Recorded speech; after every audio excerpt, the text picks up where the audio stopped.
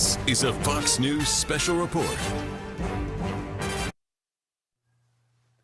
Good afternoon. I'm Mike Emanuel in Washington. History is now being made. Donald Trump is on his way from his golf club in Doral, Florida, to the federal courthouse in Miami, becoming the first former president to be indicted on federal criminal charges.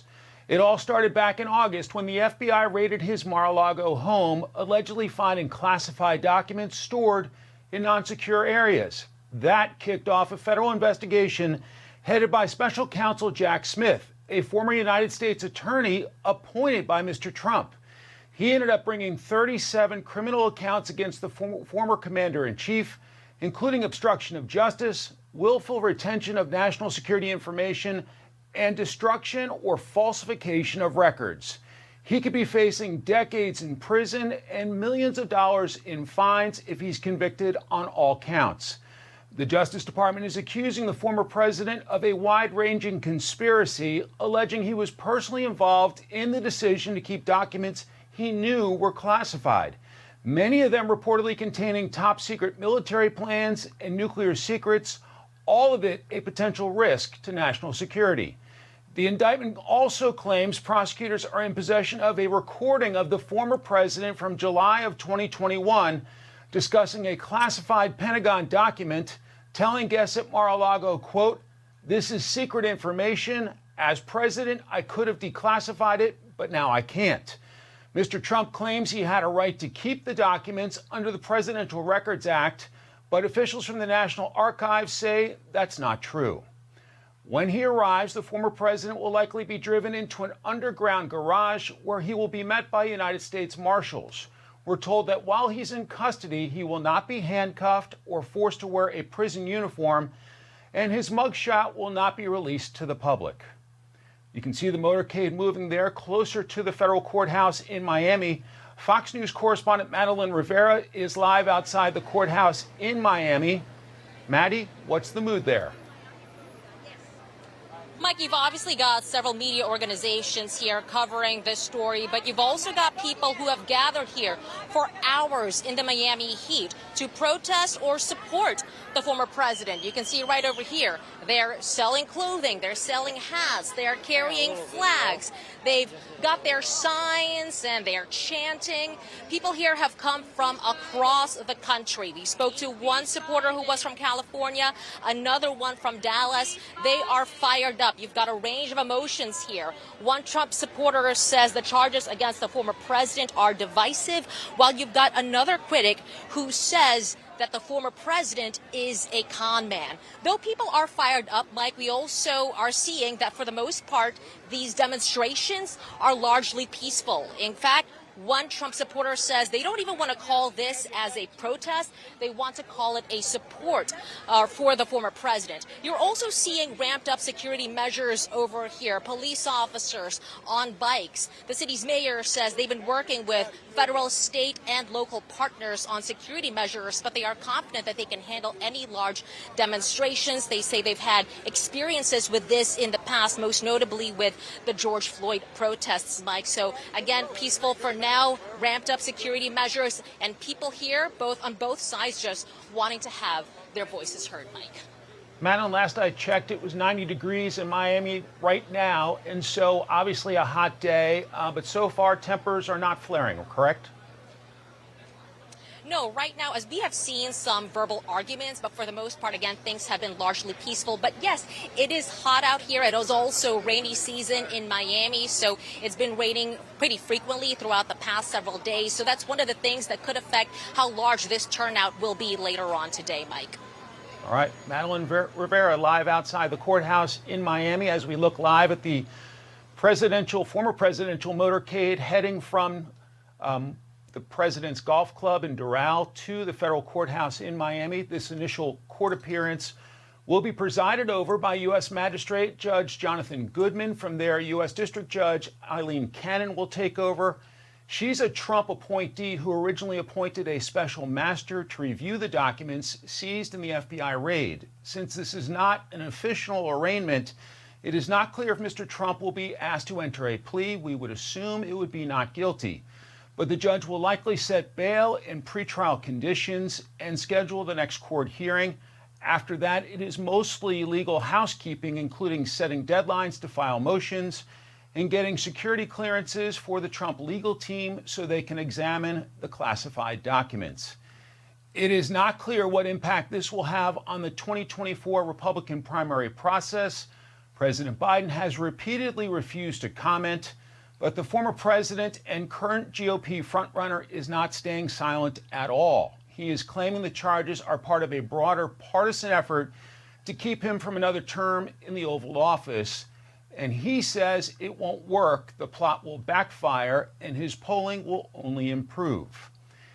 Mr. Trump is also lashing out at Jack Smith, the special counsel who brought the charges, accusing him of electoral interference and calling him a, quote, deranged psycho and Trump hater, despite the fact that Smith was appointed to his position as a United States attorney by the former president himself. And as you can see, the motorcade continuing making its way through the highways there in Miami, heading for the federal courthouse in downtown Miami on a lovely day, 90-degree day in South Florida. And we will see if there are any signs of storms ahead or any signs of trouble outside the federal courthouse. With that, let's go to Fox News Channel's coverage already in progress. We don't need neighborhood, we don't need family anymore. All these crazy ideas. And now reality's catching up, and it's hurting us badly. And today is, frankly, just a symptom of a much bigger problem, which we talk about here, and that is we no longer live in that world. We need to understand America's being challenged in a way it hasn't been challenged in 30 or 40 years, and we either respond or we are going to live in a world in which the most powerful and stable country in the world is going to be China, a communist dictatorship, not the United States. Senator Rubio, I'm sure you saw Vivek Ramaswamy, the GOP presidential candidate, just a short time ago, and in the days leading up to this, after the indictment was issued, he is pledging to pardon the former president if he is elected. And he's now challenging his 2024 rivals to do the same. Do you support that? Do you think that's a good idea? To proactively announce that?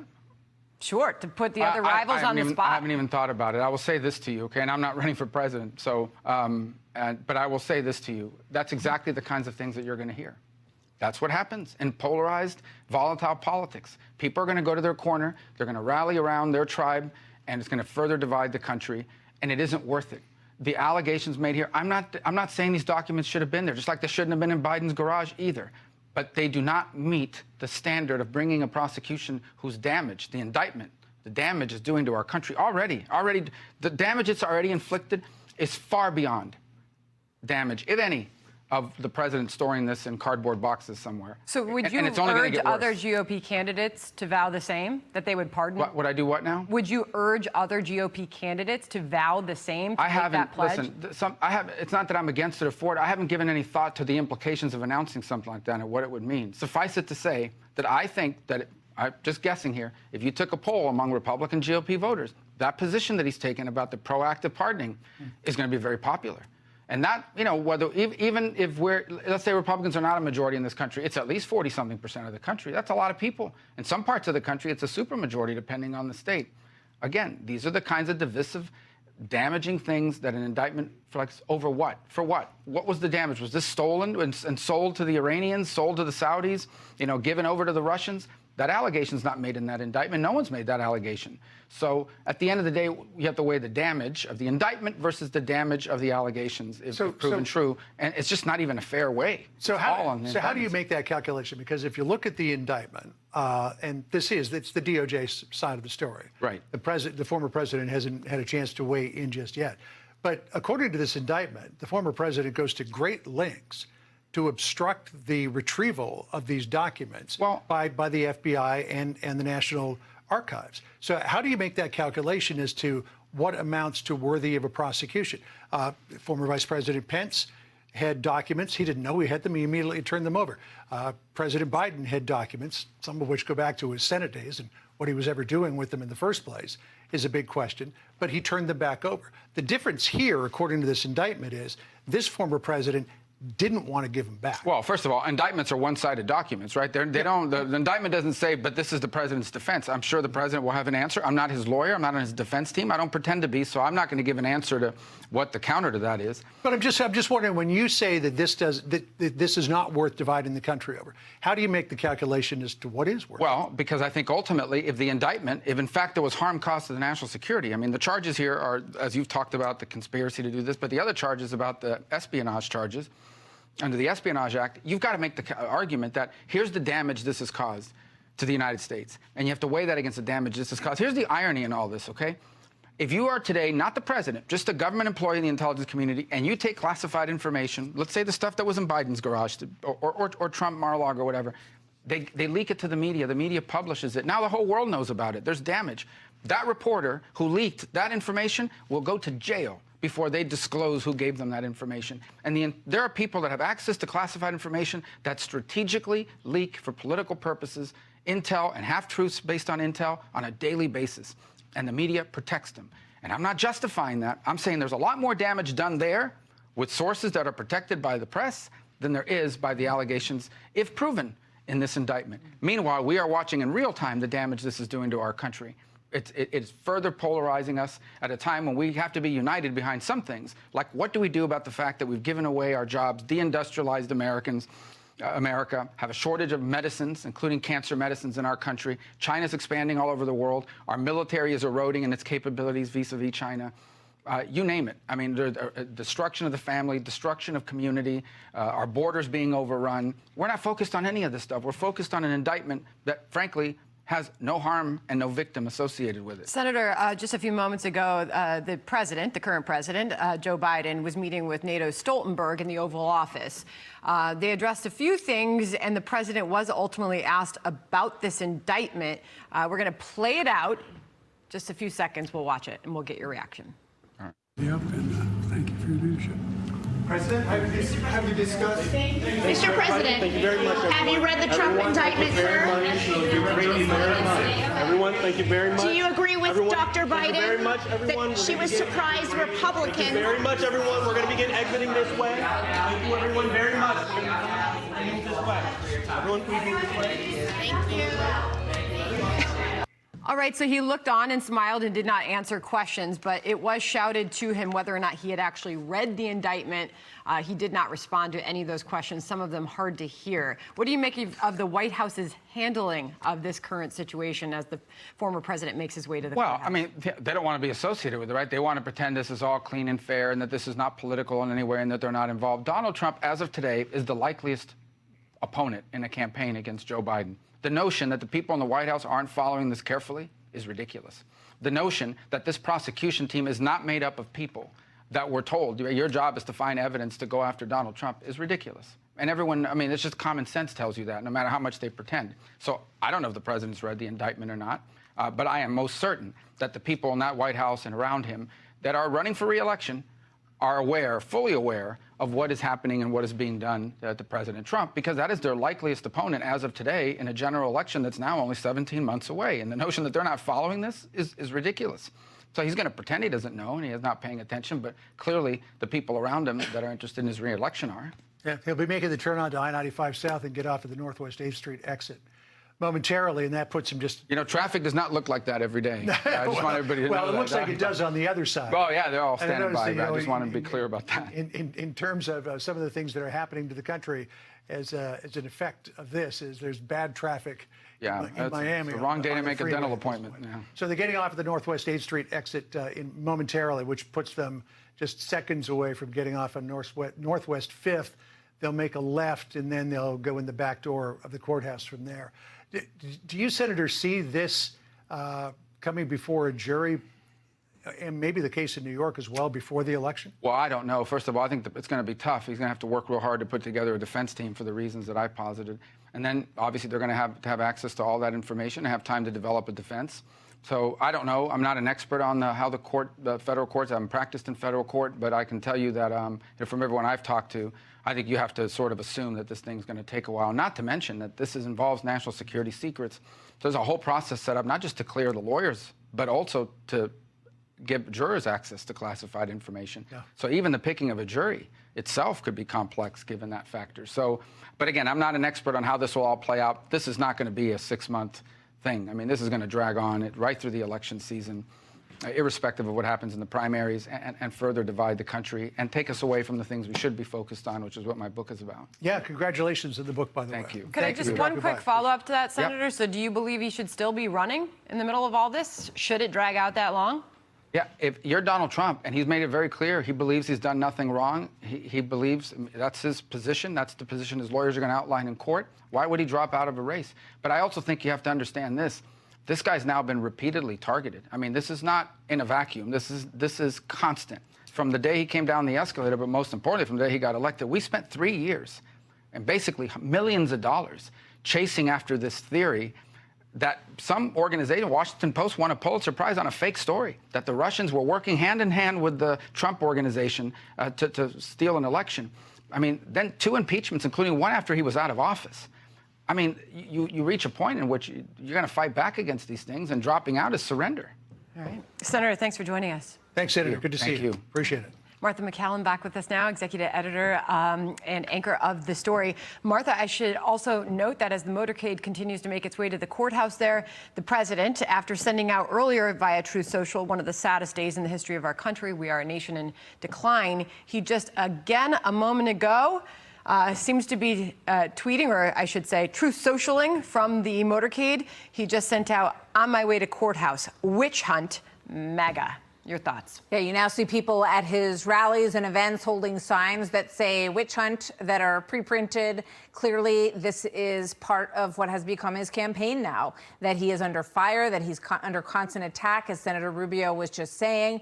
And he laid out, I think, a number of really good reasons why today is obviously a moment as this thing begins. But it is going to be woven in to the part and fabric of the next year and a half of this election cycle, where you're going to see the Georgia case also come to light. You're going to see the January 6th case, which is also being led by Jack Smith, come to light. Listen to the cheers as the former president goes by. They called, they put out, emails and notifications. Please come support former President Trump as he heads into the courtroom today. So the other thing that I think is worth revisiting from Senator Rubio is, again, the other side of the equation, which will be the Trump defense, that he shared these papers, he showed them to certain individuals. One was a writer, one was a publisher, another part of a fundraising team, but that no harm was done to the United States national security as a result. If there was, or if they have evidence there was, it certainly was not in the indictment that way. And I think you're going to hear that from his side as well, Sandra. Very interesting. John? Going into the entrance to the courthouse off of Northwest 5th Street. From there, they'll likely go into a carport, so we probably won't see the former president out of the car, nor will we see him at any time while he is inside the courthouse. Again, the magistrate judge, Jonathan Goodman, received a petition from a number of media organizations to open it up to cameras. He declined, saying that federal court does not allow cameras in the building at all, and that he was not going to make an exception in this case. So all of this will take place behind closed doors. The next time we'll see Donald Trump is when the motorcade exits the building as he heads to the airport to head back to New Jersey. He's planning to have an event at his golf club tonight, Brett Baer, where he will address all of the proceedings of the day, and I'm sure he will have a lot to say about it. Yeah, different golf club in Bedminster than we saw last time after an indictment, an appearance in court after that Manhattan situation that we covered. He went to Mar-a-Lago and gave a similar speech at a fundraiser. It's probably going to be the same structure as that, and pretty full-throated defense and defiant as he has been. John, I really appreciated the question to Senator Rubio, and, the law is the law, and when to bring an indictment and when to charge is a great question.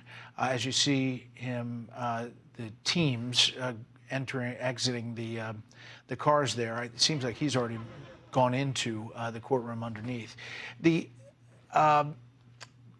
but there, from the other side, people look at this and say, if there is evidence that the former president knew that he didn't declassify this, that it was national security information, and he talks about that and then shows it to reporters and others in the room, and it includes other things like in the indictment, plans to attack Iran, there are obviously statutes that deal with all of this. And the question is, to your question to Senator Rubio, when is it right? When, in the big picture, should they move forward with this? And I think, that battle back and forth, and the special counsel saying, read the indictment. That's what he said in his short statement, and nobody's above the law. And that's their point. And Brett, if I could just follow up on that, and something Andy McCarthy alluded to earlier, talking about the way this is playing out in the court of public opinion and the way that is playing in and having a factor in all of this. You go back to the polling that was just released Monday, finding 81% of Republicans think these charges against the former president were politically motivated. That was a Reuters poll. And the president has since talked about how this is only helping him in the polls. And that is all very interesting leading up to this moment.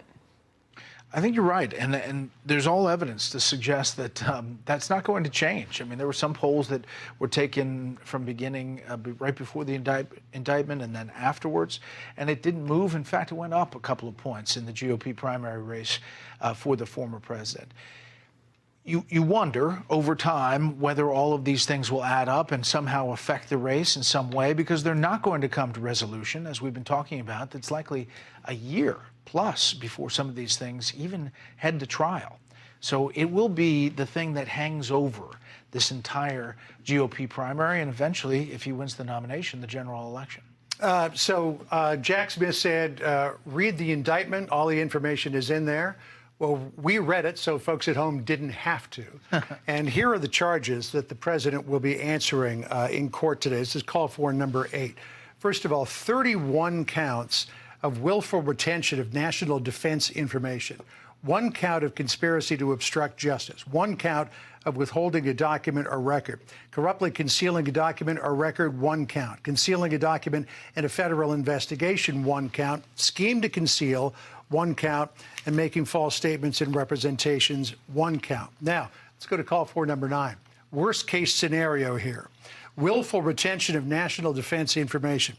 Maximum prison term, 10 years, fine $250,000. Conspiracy to obstruct justice, maximum prison term, 20 years, max fine $250,000. Withholding a document or record, max prison term, 20 years, max fine $250,000. Corruptly concealing a document or record, another 20 years and $250K. Concealing a document in a federal investigation, the same thing. Scheme to conceal, 5 years, or the same fine. False statements and representations, 5 years and $250,000. Martha, if he were to be convicted on all 37 counts, and no one is saying that he ever would be, that's a lot of prison time. It sure is. In fact, even one of those, as has been pointed out, he's 76 years old, could amount to potentially a life sentence. It raises questions about if we did get that far down the road, if there were to be a conviction in this case, and if he wasn't the president and able to pardon himself, would a Democrat president, even potentially this president, Biden, if he were to win again, would he see clear to pardoning the president? We've seen these situations before with Richard Nixon, with President Clinton. President Clinton basically reached an agreement. He had to pay a fine. He had to accept being disbarred, obviously humiliating on both counts for him. Richard Nixon was pardoned by the Republican president who followed him, Gerald Ford. And the reason was to heal the nation. And that, at that time, was met with some outrage by many people in the country. And it was met in a welcome way by others. But I think one thing is clear.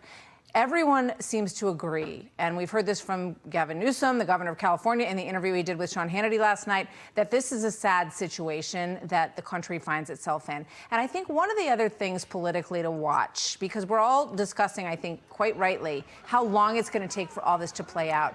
Is there an exhaustion factor, and does that potentially help a third-party candidate, which is something that gets discussed quite a bit? You know, do people decide that the current president is too old? That's the common criticism against him. And we know that 60% of Americans, 70% of Americans say they don't want him to run again. This president has a 60% measure on that number. So you got to ask yourself, is there an exhaustion factor here with the American people? Even if they sympathize with the former president, are they ready to turn the page to a new time where there's less litigiousness and less chaos? That's going to be, I think, one of the things that's discussed quite a bit as we get deeper into this campaign season.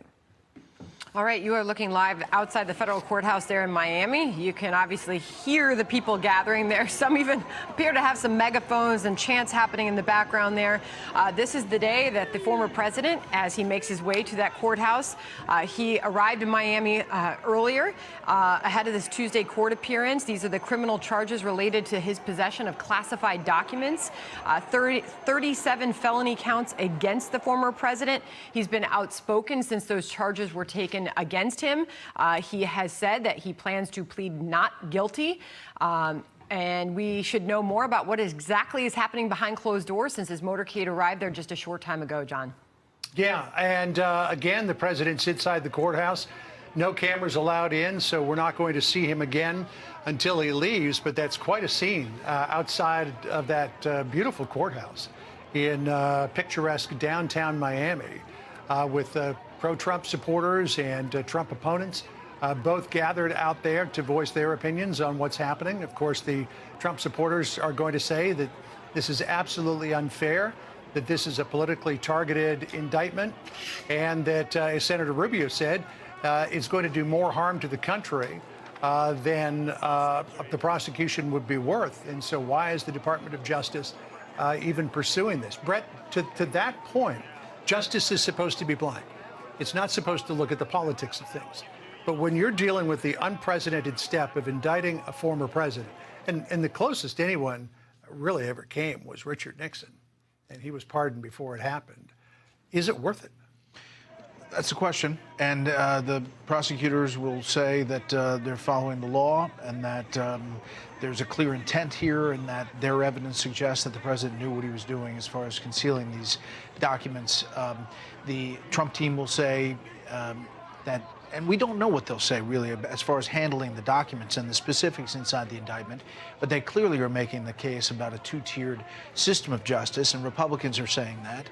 I think it's fascinating to watch the GOP candidates. Remember, this is happening in Miami. Obviously, the governor of Florida is running against the former president, Ron DeSantis. His comments about this have been to suggest that there are two tiers of justice and that the Biden investigation is slow and that the Hillary Clinton investigation went nowhere despite destroying 33,000 emails and destroying cell phones and the like. And talking about that is something that I think each of these candidates has hung on to. But there has been a bit of an evolution, and some of them, like Nikki Haley, like former Vice President Pence, who obviously worked for former President Trump in that White House, have said those things, the two-tier system, that talking point, but then said, but these charges as written are serious. Then you have others like Asa Hutchinson, former governor from Arkansas, who are very aggressive and say they want to hear all of the details, but that what they see in this indictment is troubling to them. So how they deal with this politically is really fascinating. But Senator Rubio's comments, I think, were clear. And that's probably the sentiment of most Republicans at this time. All right. Hang with us if you would. Sandra? All right. Thank you all. Fox News alert as we enter a brand new hour of America Reports. 2 o'clock on the East Coast. Former President Trump has arrived at the courthouse, set to be arraigned in that federal courtroom in Miami following the special counsel indictment. Welcome back as our breaking news coverage enters another hour. I'm Sandra Smith in New York. Great to have the team along with us as well today. Good to have everybody here for this big news day. I'm John Roberts in Washington. We want to bring viewers who have just joined us up to speed on what's going on down there. Mark Meredith is live at the scene outside the courthouse in Miami. Mark, what's it look like from your vantage point?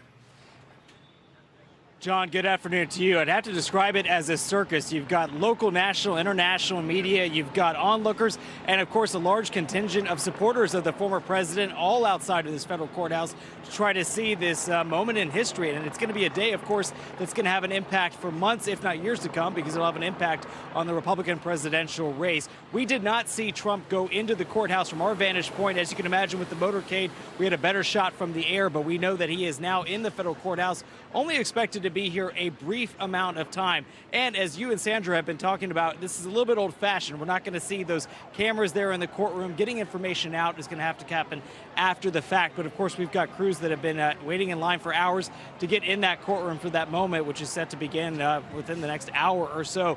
As for the former president, he has been very active on social media, once again claiming that this is a witch hunt, part of a political persecution, some of the same rhetoric that we've heard from him several times in the other investigations that have been ongoing. But for Trump, of course, this comes at a pivotal time, not only in his own presidential campaign, but of course because of all the other gathering forces that have been out there. As we've talked about, though, he's made it very clear that he feels that this has been a targeted attack by the Biden administration Justice Department. He's been very vocal in attacking the special counsel, Jack Smith. It's unlikely we're going to hear any sort of forceful pushback from the Justice Department. Instead, they're likely going to let the indictment speak for itself. We are hoping, though, we'll be able to pull a few quotes from the hearing after it concludes. As for Trump, what he's going to be doing after this, he'll be going up to New Jersey, his golf club, Bedminster, where he traditionally spends those summer months. As you can imagine, it's hotter than hell down here in Miami, so he usually heads back up north. But what he'll be doing there this evening is giving remarks to reporters, so certainly we'll get an indication of how he's feeling after today. We'll also be looking to see whether or not this will create any sort of dip in the polls for him. He's leading the Republican presidential primary polls for months now, and of course we'll be looking to see whether or not this either boosts him further or if we'll see more of this candidate start to chip away at his lead. One of those candidates was even out here in Miami earlier this morning, Vivek Ramaswamy, calling that if the other candidates to support a potential pardon of Trump if he were to be convicted on any of those 37 counts that he'll be facing. We'll be waiting to see if those other candidates respond. As for the Trump supporters that have been out here, we see those Trump 2024 flags. A lot of people, very strong feelings. Haven't seen any strong DeSantis support out here, an indication that this is going to be a very Trump-friendly crowd. Also seeing a ton of security, as you can imagine. There was a suspicious package earlier this morning that was deemed cleared pretty quickly, but obviously you have some heightened awareness of anything and everything that'll be happening in the few blocks surrounding this courthouse. Trump not going to be here very long, John, but we'll be looking to see if his legal team makes any comments. They set up a podium right outside the courthouse, so just about maybe 50 or 100 feet away from the door. So if those lawyers choose to speak, we believe that's where it would happen, but there's also a possibility that they'd wait for Trump to give his comments later this evening, kind of build up to that. John? Yeah, I think the plan going in was that somebody would probably come out and address the crowd prior to the proceedings getting underway in the courthouse, but we'll see. The plans tend to be very fluid on an occasion like this. Sandra, when you look at the crowd out in front of the courthouse there, large in number, very enthusiastic in support of the former president, very peaceful as well. And the Miami mayor, Francis Suarez, has said that he wasn't going to do anything to try to separate the two sides, wasn't going to put up cordons or First Amendment pens or anything like that. But he did say that just in case things started to get heated, there would be a large security presence around the building to take care of things. But at the moment, things are very peaceful. All right. Well, we know the former president is inside that courtroom, turning himself in a short time ago after the motorcade departed there in Miami. So Brit Hume is joining us now, Fox News chief political analyst. Brit, great to have you join us here. And quite a moment, quite a scene outside that federal courthouse there in Miami. What are your thoughts in this moment? Well, as interesting and colorful as the activity outside the courthouse, of course, is, Sandra, this moment inside is truly something we've never seen before in this country's history. A striking moment that will raise questions in people's minds about the impartiality of the Department of Justice, about the guilt or innocence of the former president. The Justice Department, you know, Sandra, exists at the intersection of law and politics. And it has to somehow manage to navigate that narrow passage between those two things and keep the department reputation where it needs to be, trusted by most people. That reputation is damaged these days, and this prosecution is going to add to that in the eyes of a great many people. And the presentation of the facts so far, as alleged in the indictment, may have gone some distance to repair that, but we haven't heard from the Trump side yet, and I'm very interested in hearing how his lawyers approach this. There's been no sign that Trump is going to deny that the things alleged and photographed even, and in some cases tape recorded in the indictment, did not happen. I think it'll more likely be an argument on whether they were constituted a crime worth prosecuting or a crime at all, or whether they were legally based in terms of rulings about evidence and so on. So we've got a lot of ways to go here. It's going to be interesting. And it will be a while, I think, Brit, before we hear Trump's side of the story, because he's represented by Todd Blanche and Christopher Kise for today's proceeding before the magistrate judge Jonathan Goodman, but he has still not lined up a legal team. He spent most of yesterday afternoon at Mar-a-Lago sitting down with prospective attorneys. That process, I'm told, continues today to some degree. Obviously, the president's got other things to attend to at the moment, but he's having some difficulty putting together a team. And as Marco Rubio was suggesting, given the political implications of taking on a case like this, and also given the logistical intricacies of having to get security clearance, et cetera, finding a law firm to take this on and finding a legal team may be very problematic for the former president. Yeah, and suppose you're a lawyer thinking about possibly representing Donald Trump, and you see what Bill Barr said over the weekend, and then what Trump said about him, referring to him as a lowlife and so forth. Bill Barr was a former attorney general to begin with when he was named by President Trump to be his attorney general, and he represented the Department of Justice and the Trump administration, I think, effectively and well, and argued some legal theories to the benefit of the president. In the end, he resigned. Trump now claims he fired him. He didn't. And now he's been critical of the president, and look what's happening. So a lot of lawyers will look at things like that and the fate of other lawyers dismissed or otherwise not still on the team and wonder whether they want to get involved in that. I'm not sure I would if I were a lawyer. Britt, I wanted to play out this sound from Chris Christie. He made a prediction saying there's a rocket docket in this Florida district and that the former president will likely go to trial this winter. Here's Christie. They have something in South Florida called the rocket docket. They're a district, Southern District of Florida, that cares about the Speedy Trial Act, which says 70 days from the day of your initial appearance, which is tomorrow. Now, they won't do that because it's too complex a case. But could I see this case going to trial in 6 to 8 months from tomorrow? I could. I want to get your reaction to that, Britt. Well, there's a lot of room here, I think, and there will be challenges to the evidence. There will be pretrial motions and probably a lot of them, and I think that may be where the Trump defense relies heavily. For example, the subpoena, the warrant that was granted for the search at Mar-a-Lago, its legitimacy is likely to be challenged. And of course, if that challenge were to prevail, and it would mean that evidence gathered in that raid at Mar-a-Lago would be inadmissible. That would damage and not to some extent all of the counts. There'll be other sorts of legal challenges, and there will be an argument made. I think this would probably have to come before the jury, but it would say, look, where's the damage here? Yes. He did hold on to these documents, and yes, some of them involved national security information that shouldn't have been waved around or even kept where it was. But where's any evidence that our national security was harmed? Yes, it was dangerous to do that, but if nobody was harmed, is anybody really convict a former president in a case in which something was done that was wrong but that didn't really harm the national security when it's a national security case? I mean, you can see it even this early. The outlines of arguments can be made by his lawyers, both before the trial and at the trial. So speak, if you would, Brett, to what Senator Marco Rubio said just a minute ago. And Mark Levin said the day that the indictment came down, very much what you're saying. Where is the harm here? Where was the risk to national security in a former president who knew all of this information, having these documents in his possession. Senator Rubio said, is it worth risking the division to this country by bringing a prosecution against the former president? What do you say to that? I say that is the question that was confronted by the Attorney General and by the prosecutors in this case. And I think it's a close call. You can see in the presence in the street the level of public sentiment about this, much of it being displayed there, of course, against this indictment and in favor of the former president.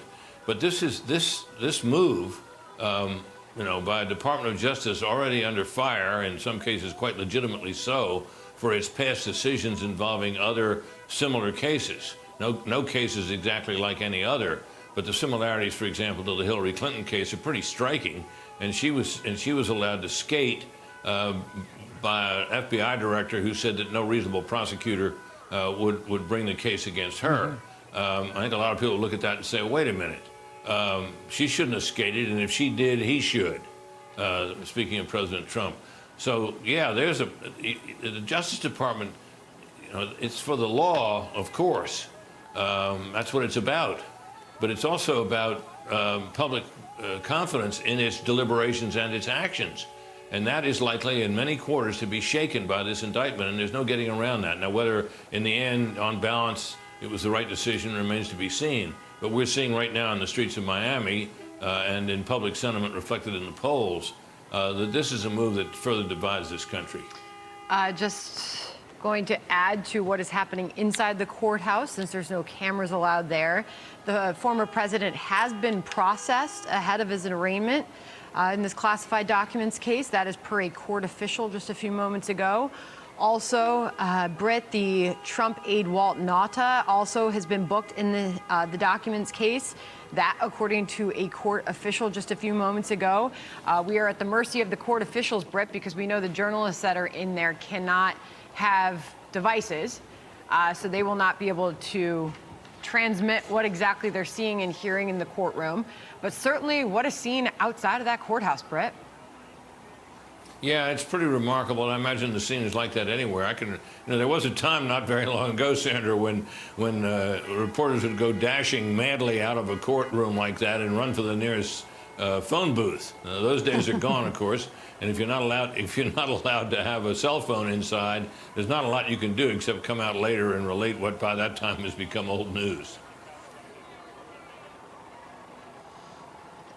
My question is, Brett, what's a phone booth? But those were the good old days.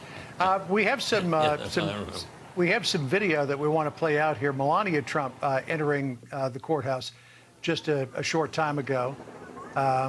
There she is, just out of the vehicle and now going toward the courthouse. Just trying to nail down whether or not we are in fact going to hear from a representative from the Trump legal team. That was the initial plan, but I'm not sure if that's going to hold at this point or not. As you can imagine, with everything going on today and unfolding fast and furious as it is, plans do change.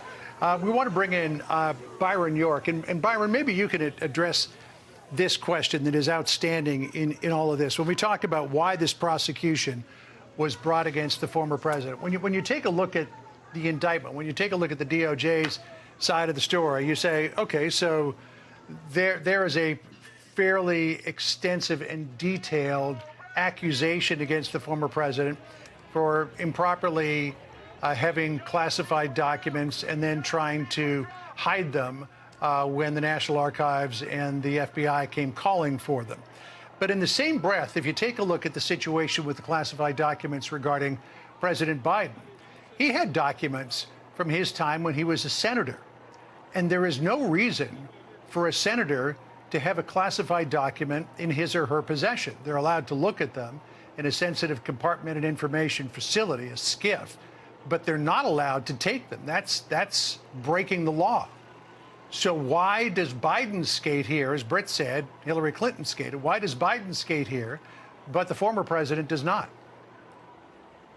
Well, the Biden investigation is still going on, although we haven't heard a word about it, nothing from the special counsel in that case. If Biden did something like that as a senator, it was quite a long time ago. But the fact is, he does, the president, in this case, the former Byron, I'm sorry for interrupting. Stay with us. Here's Alina Haba, member of Trump's legal team representative. Hillary Clinton. Joe Biden himself retained possession of classified documents yet have not been prosecuted. And none of them came into possession of those documents while they were president. None of them were president who, as the head and sole member of the executive branch, has the power to summarily declassify documents. The decision to pursue charges against President Trump while turning a blind eye to others is emblematic of the corruption that we have here. We are at a turning point in our nation's history. The targeting, prosecution of a leading political opponent is the type of thing you see in dictatorships like Cuba and Venezuela. It is commonplace there for rival candidates to be prosecuted, persecuted, and put into jail. What is being done to the President Trump should terrify all citizens of this country. These are not the ideals that our democracy is founded upon. This is not our America. Thank you. So what's happening right now inside the courthouse? Has he been arrested? Has he been fingerprinted? Has a mugshot been taken? Walk us through what's happening here now. President Trump is in a very unique position where he doesn't need to be given a mugshot, obviously. He is not a flight risk. He is the leading candidate of the GOP at the moment. He is going through a process that has been coordinated with Secret Service, and it will all be handled seamlessly. And the attorneys, what is his state of mind? Just real quick, how is he feeling? He's defiant. He's defiant. All right, Alina Haba there, spokesperson for President Trump. Byron, let's get back to you because she was talking about exactly what you were speaking to. Yes, well, what you heard there was the political defense in the Trump case. And it drives Democrats crazy for Trump to say, well, what about Hillary Clinton? Although we know even from the indictment itself that Trump was thinking about the Hillary Clinton case quite a bit. In the indictment, he's alleged to have mentioned a lawyer for Hillary Clinton who helped destroy 30,000+ of her emails. So, look, the fact is, in 2016, right after the July 4th weekend, the FBI basically put its thumb on the scale in favor of Hillary Clinton, saying that she would not be further investigated. She would not be charged. If anybody remembers that, James Comey, then the director of the FBI, he wasn't really the person who should have done it, but he's the guy who did the news conference. And he spent a long time talking about how guilty she was. And then he said at the end, but we're not going to prosecute. So this does drive Democrats crazy. They call it whataboutism. But it is, in fact, a precedent, not an exact precedent.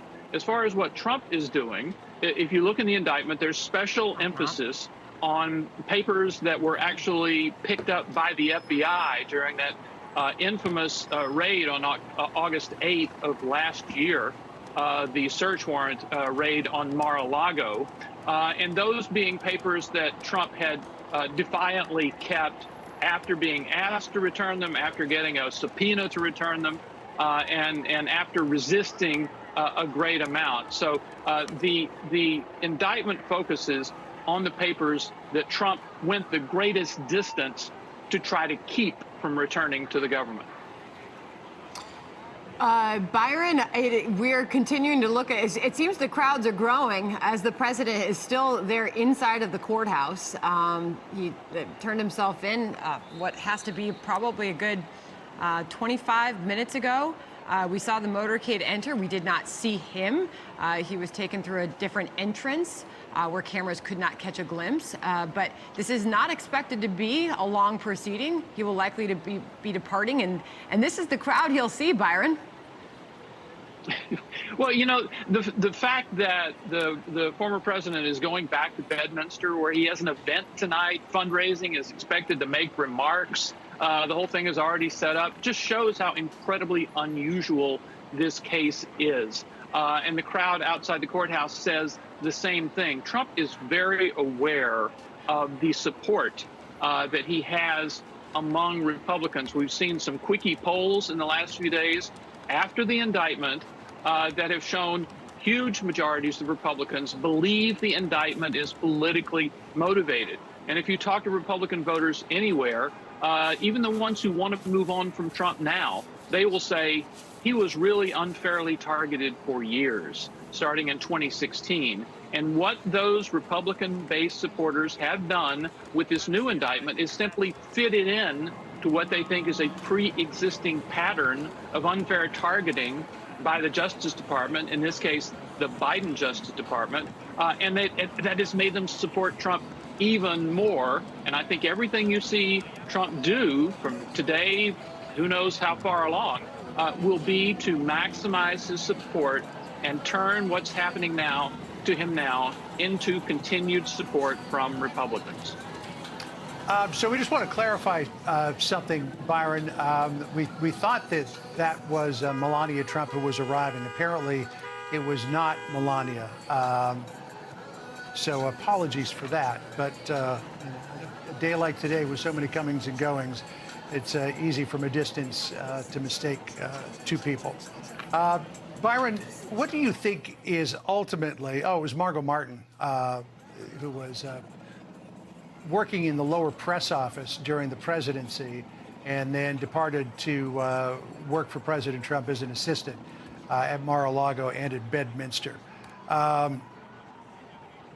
So just back to what we were talking about, what do you think is the political impact of all of this for the president in the campaign going forward?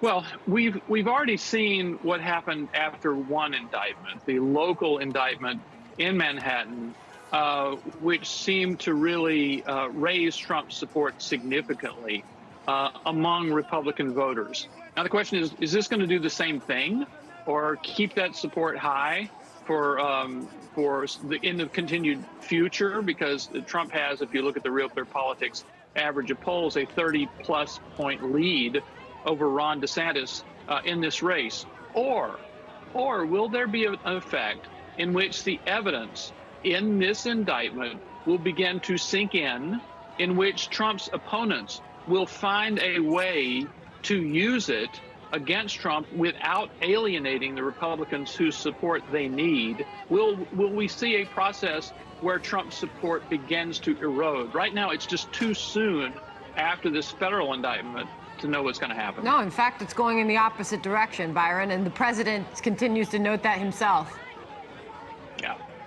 Yeah. Well, his support is just enormous at this moment, and it presented his opponents, this indictment, with just a terrible dilemma.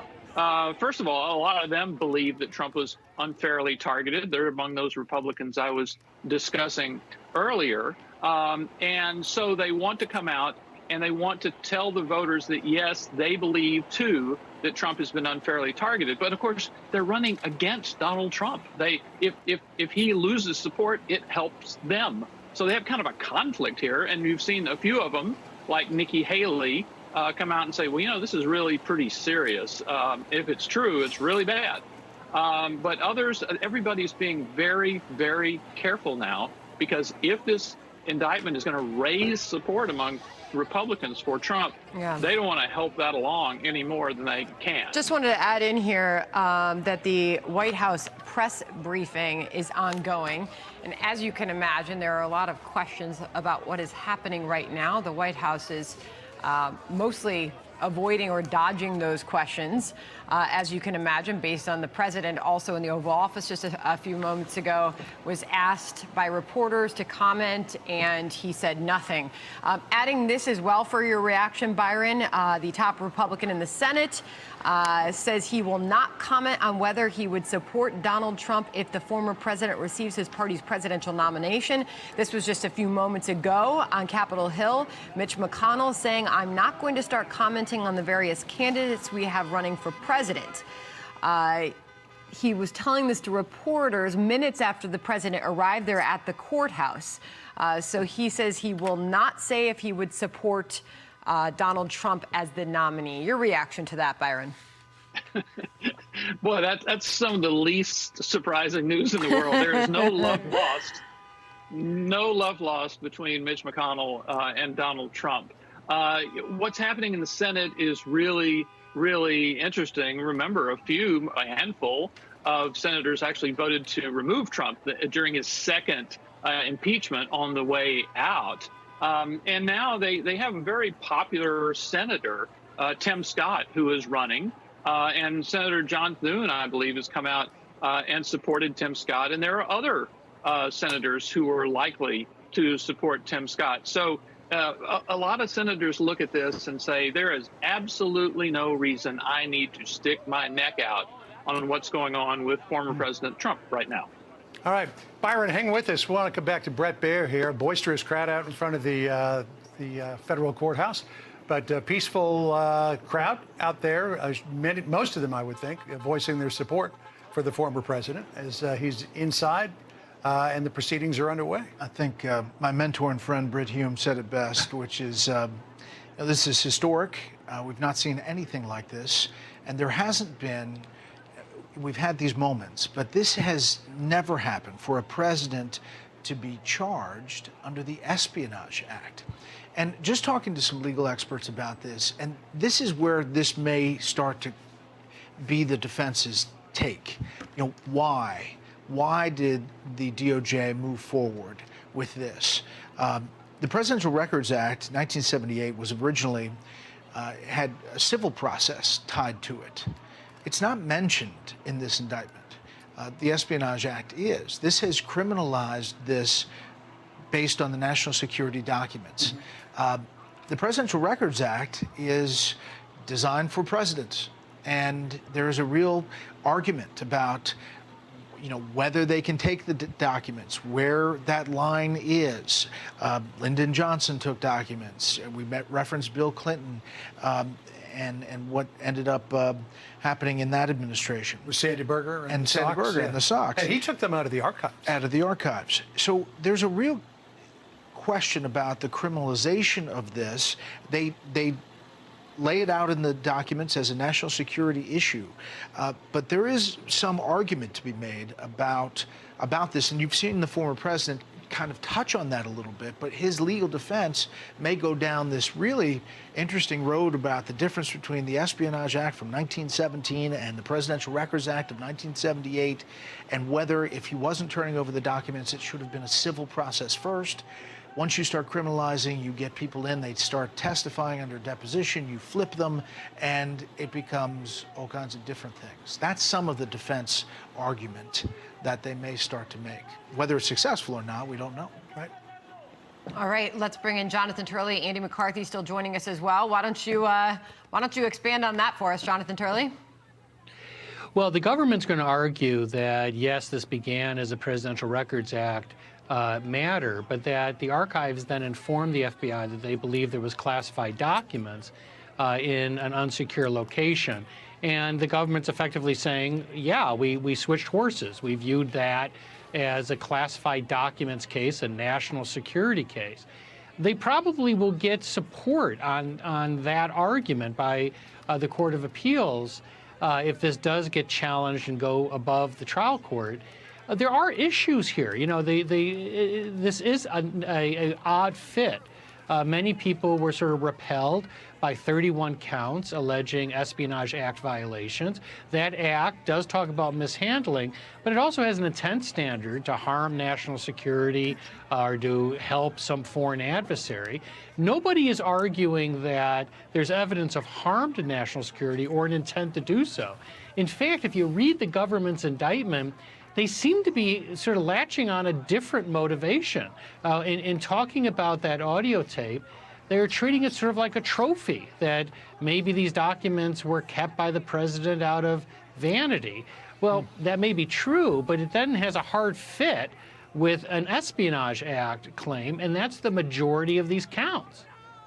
Hey, Jonathan, Bret wants to ask you something here. I just want to make sure his mic is open. Well, thanks. I just have one thing, Jonathan, and that is something Senator Rubio talked about and you've just touched on, and that is the harm We understand what the statute is, what they're going down with the indictment as they allege, but the harm here and whether national security was harmed and whether that factors in potentially. Was there a document destroyed? Was there a document that was somehow accessed or given to the press or some foreign entity? Was there harm here in understanding how they're handled, but does that factor into the legal aspects of this? I think it will. Quite frankly, some of us have been critics of the Espionage Act for our entire careers. Those of us in the free speech community, this is a horrific act. It was designed to crack down on political dissidents. It has been used in some of the worst cases in our history. So you'll find very few supporters of this act among certainly the free speech community. And this really gets to it. That is, the government often reaches for the Espionage Act of 1917 when they don't have other options. It is the sort of all-purpose act that they can use to go after targeted individuals. This may be a bridge too far, certainly for many people in the public. You know, they will argue that the harm was the mishandling. But there's another statute dealing with the taking of classified documents. They clearly didn't want to go under that statute. But in putting so much of this on the Espionage Act, they're really sort of, you know, raising in the public's mind whether this is too clever by half. You know, that, you know, the fact is that even if the Trump people knock out those 31 counts, they still have 6 counts that they have to deal with. But the question for some in the public would be, well, why not? Why did you just focus on those 6 counts? Why did you have to count stack and say that this is an espionage case? Andy, you want to jump in here on that? Yeah, I respectfully disagree with both the commentary about the Presidential Records Act and the Espionage Act. As far as the Presidential Records Act is concerned, I must say I'm tempted to say that the argument is frivolous. What President Trump is accused of hoarding down at Mar-a-Lago is not presidential records. These are agency reports. Their agency reports are not what the Presidential Records Act is directed at. It's not even clear that they would count as presidential records, but in terms of what he's allowed to keep as personal records, there's not a conceivable contention that the information that was down there is covered, because what personal records under the Act are is things in the nature of diaries and journals and the like. This doesn't come close to that. This is agency reporting. And on the Espionage Act, you know, the word espionage doesn't appear in any of the codified provision of the crimes that went into federal law as a result of the Espionage Act. There are various prongs to it. There's a series of crimes that go from things that are very serious, like what people traditionally think of as espionage, down to crimes that address a very specific group of potential defendants. Government officials who are trusted with national security information, who hold it in unauthorized circumstances, that is, in a place where it doesn't belong, and who willfully retain it when there is a demand made by the government from somebody who is lawfully enabled to have it. So what President Trump is accused of is that part of the Espionage Act. It's irrelevant whether there was an intent to harm the United States or not. That's not a defense to this charge. What the charge is he was unauthorized to have it, he willfully retained it, they demanded to have it back, and he refused. That's the crime. Very interesting. Martha McCallum still with us. Ahead of you taking over at 3 o'clock, just want to get this in here as well. The White House was just asked about the president's message amid this Trump indictment. She cited the Hatch Act, Karine Jean-Pierre, and said, we're going to go back to what the president ran on in 2020, bringing people together, she said, and that is what he has been doing. He is the president for everyone. It's important that the president continues to bring the country together, and that is the message, the future of this country. That's his message to the American people. That has not changed. You know, I would just point out with regard to the interesting discussion between Andy and Jonathan about this issue of harm. Now, as a legal matter, it takes on one sort of level of understanding. But it will be argued outside of the legal matter with the American people in terms of whether or not any harm was done. And we heard a similar argument when it came to the Stormy Daniels situation, if you may remember.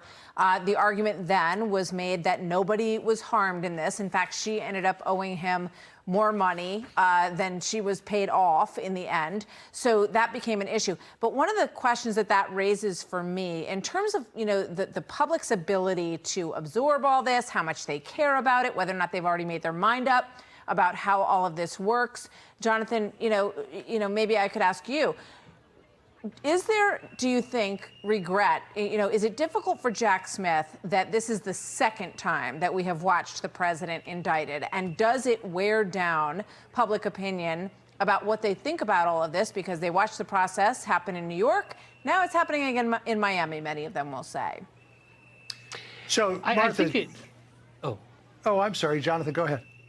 Well, yeah, I think it does have an impact, particularly if you now have the Georgia case coming in August. You're going to have these bookends. So this is going to be sandwiched between two cases that many believe are political and rather raw political prosecutions. I think in New York, that is certainly well established. And that's going to undermine this even further. And I think your point is also a good one at the outset. I agree with Andy about everything he said about the standard. The statute does refer to harm and espionage, but he's right. As I noted, this specifically deals with the question of mishandling, and the government will say that is the crime and that is the harm. So he's right about that. But when it comes to how the public views this as the necessity of bringing these claims under the Espionage Act, I think that he may be talking to an empty room. I mean, the DOJ may have lost its audience because of its history of targeting Trump, and that's the audience they're going to have to pick this jury from. Yeah. Hey, Martha, one more thought to you, because Senator Marco Rubio was talking about what the cost to the country is going to be in terms of dividing the country and attacks on the former president and attacks on the special counsel's office. According to Fox News Digital, Congressman Matt Gaetz of Florida has sent a letter to Attorney General Merrick Garland asking for all of the names that are on the prosecution team.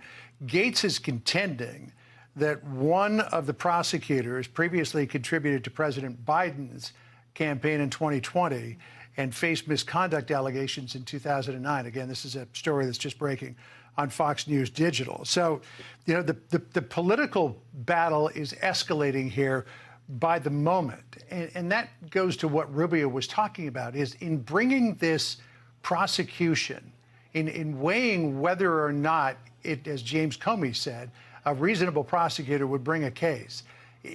What's the political cost and the social cost to the country going to be? I think that's what has worn down people's confidence, very sadly, in these processes. You remember the discussion during the Russia investigation about Mueller's team and where their political allegiances lie. We heard similar things about the team that was involved in Hillary Clinton's investigation, that she got, sort of a very friendly July 2nd, I believe it was, discussion with the attorneys, and then it was all sort of crossed off the list. And I think people have gotten to a point where they watch these things and they say it's all political. And that is a very sad situation for the country to be in at this point. And it just, again, raises the question in my mind as we look forward in this political scene, because I think that everything has changed since Donald Trump came on the scene, right? And we talk a lot over the course of political campaigns about whether or not there's room for a third-party candidate.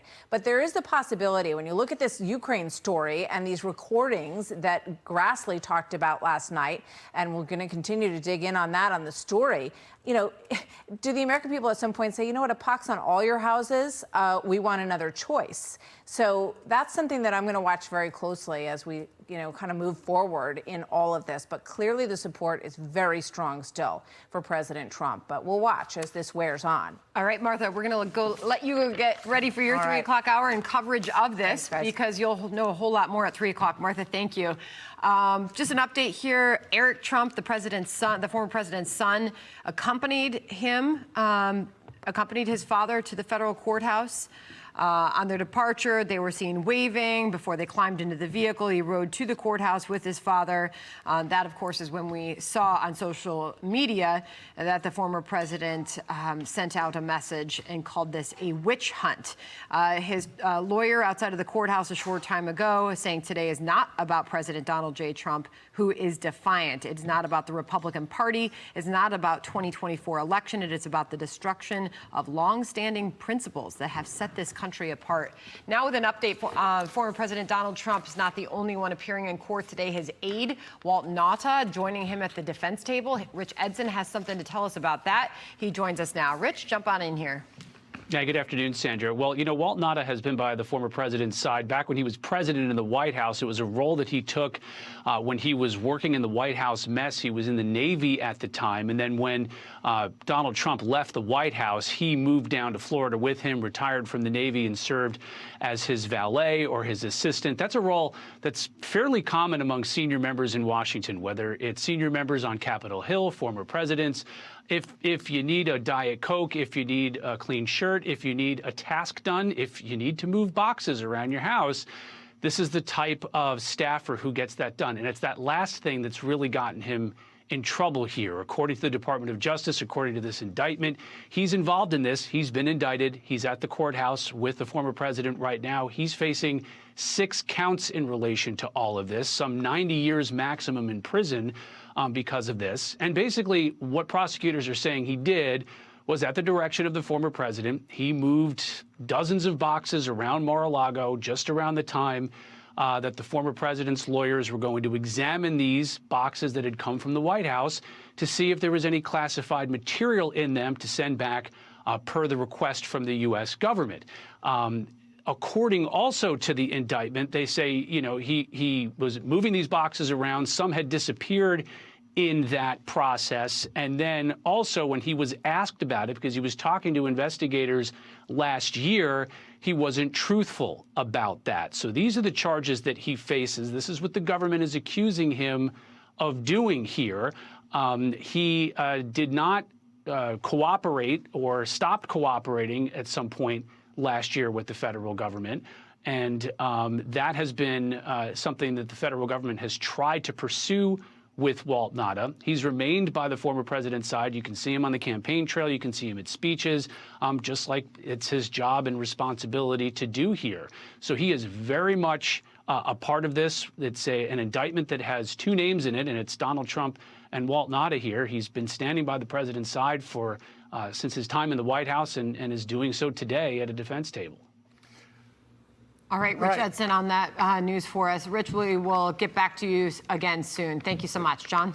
Rich, thank you. Let's get back to Brit Hume, Fox News chief political analyst. So according to the charging document, Brit, there was an audio recording of a meeting that took place where former President Trump was talking to a person who's writing a new book for Mark Meadows, and that this conversation was recorded.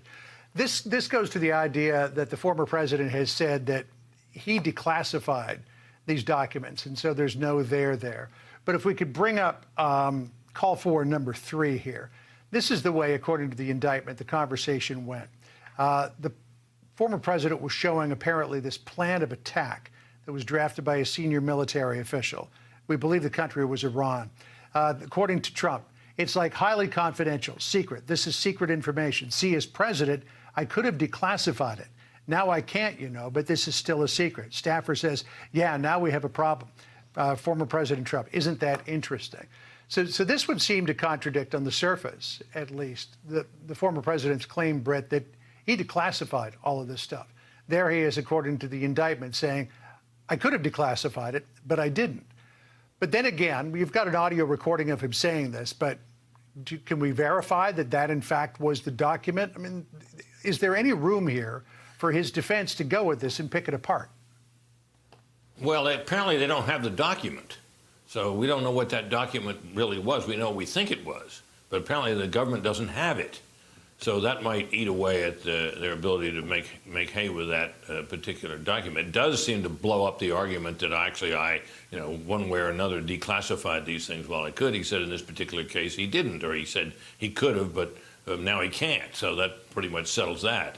So that's certainly a strong piece of evidence. I think that is, and it's caught the eye of a lot of observers who wondered, just exactly how strong the evidence would be. Well, if this tape recording comes in at trial and stands up, it seems to me that's a big point in the government's favor. Brit, just another update from the White House press briefing where Jackie Heinrich was able to get a question in with Karine Jean-Pierre asking about the recorded conversations with the president and his son Hunter Biden and Burisma. She responded that is malarkey. But going back to what we know is happening in the courtroom in Miami, our producer is in that courtroom, Brit, just getting some updates here. We will not get updates from him, of course, because any journalists in the room had to leave their devices out of that courtroom as required by the judge overseeing this case. So we won't get any updates till they leave the courtroom. But we do have this. Trump has local counsel, so he will enter a plea, and there will be a formal arraignment. More as we get it. That's what we know at this point. Brit, as we continue to look at these live pictures, we should know more in just a few moments, Brit. Yeah, it'll be interesting to keep an eye as this goes forward on Walt Nauta, because he obviously, now having been charged, he's on paper at least, he's a small fish, but he's been at the president's side during all of this. He would make a wonderful witness for the prosecution if he were to decide that rather than risk being convicted and going to jail over this, that the smartest thing for him to do would be to flip. I'm not sure the government, how hard the government's going to try to flip him, but those charges are impressive against him for somebody like that, and I think that's worth keeping an eye on as the trial goes. So far, he's sticking with the boss, and he may continue to. But if he doesn't, look out. Yeah, that local counsel, by the way, is Christopher Kides. He's the former Solicitor General of Florida, one of two people representing the former president today. Todd Blanche, who's handling the New York case, is the other one. But the former president, Brit, continues to try to search for a legal team to see him through all of this. We should also point out that the judge that he is appearing before today is the magistrate judge Jonathan Goodman, but Judge Aileen Cannon, who is a Trump appointee, is on the docket to oversee at least the very beginning of this case. And when you take a look, Britt, at her, she had that ruling that was very favorable to the former president last year, in which she said, well, wait a minute, we're going to put the DOJ's investigation, the FBI investigation on hold here over these documents because we're going to appoint a special master to look through them to see which documents the DOJ and the FBI actually have access to, because some of these may belong to the former president. Well, the DOJ took that to the 11th Circuit Court of Appeals, and two other Trump-appointed judges shot that down and overturned her. So based on that ruling, she's going into this with, critics would say, a strike against her. And literally, every move that she makes in this case, Britt, is going to be under heavy scrutiny. So again, when we come back to Marco Rubio and the cost of this prosecution, add in the federal district judge there as a person whose life is going to be wholly affected by the political ramifications of this, not just the legal ones. Well, that's right, John. And I think, in this case in particular, based on what we can sort of surmise about it now, the Trump defense is going to depend a lot on legal rulings. If you haven't heard anybody on the Trump side, not the son, not Trump himself, come out and say, I didn't do these things, I didn't hold on to these documents, the stuff you see, the photographs that show them in the bathroom, and it was the bathroom with the chandelier, are not real. We're not hearing that. What we're hearing is, we're going to defend this, and questions raised about the legality of the investigation and the case itself. And that, of course, is going to depend, the outcome of all that is going to depend on rulings by this judge, if indeed she ends up ultimately hearing the case. Hey, Byron York is still with us as well, looking at the political implications of all of this. When will we know, really, the impact, as we are still awaiting this official appearance at 3 o'clock Eastern time? Well, I hate to say I don't know, but I don't know. Obviously, there are a number of events that are kind of milestone events going forward. And what we'll really see the Republican race pick up in August. The Iowa State Fair begins August the 10th. And that's a time when you'll see a lot of the candidates cycling through August. And then on August the 23rd, there'll be the Fox News debate. And that'll be very, very important for us to get a read on what the other candidates are going to say about this case. Obviously, it'll be further down the road. Maybe our thinking about it will have changed a little bit. But I would look at that debate, whether or not Trump attends, it's going to be something that the other candidates are going to have to talk about. I would look at that debate as a time when people really start to sort of put their flag out and decide where they're going to stand on this. All right. Bret Baier is still with us as he collects a lot of wool for his terrific program tonight at 6 o'clock special report. So what's the political upshot of this for the former president? When you take a look at the latest polls, he's further ahead now than he was before he was indicted by Alvin Bragg. And I expect that polls taken after today will probably shoot him up even higher.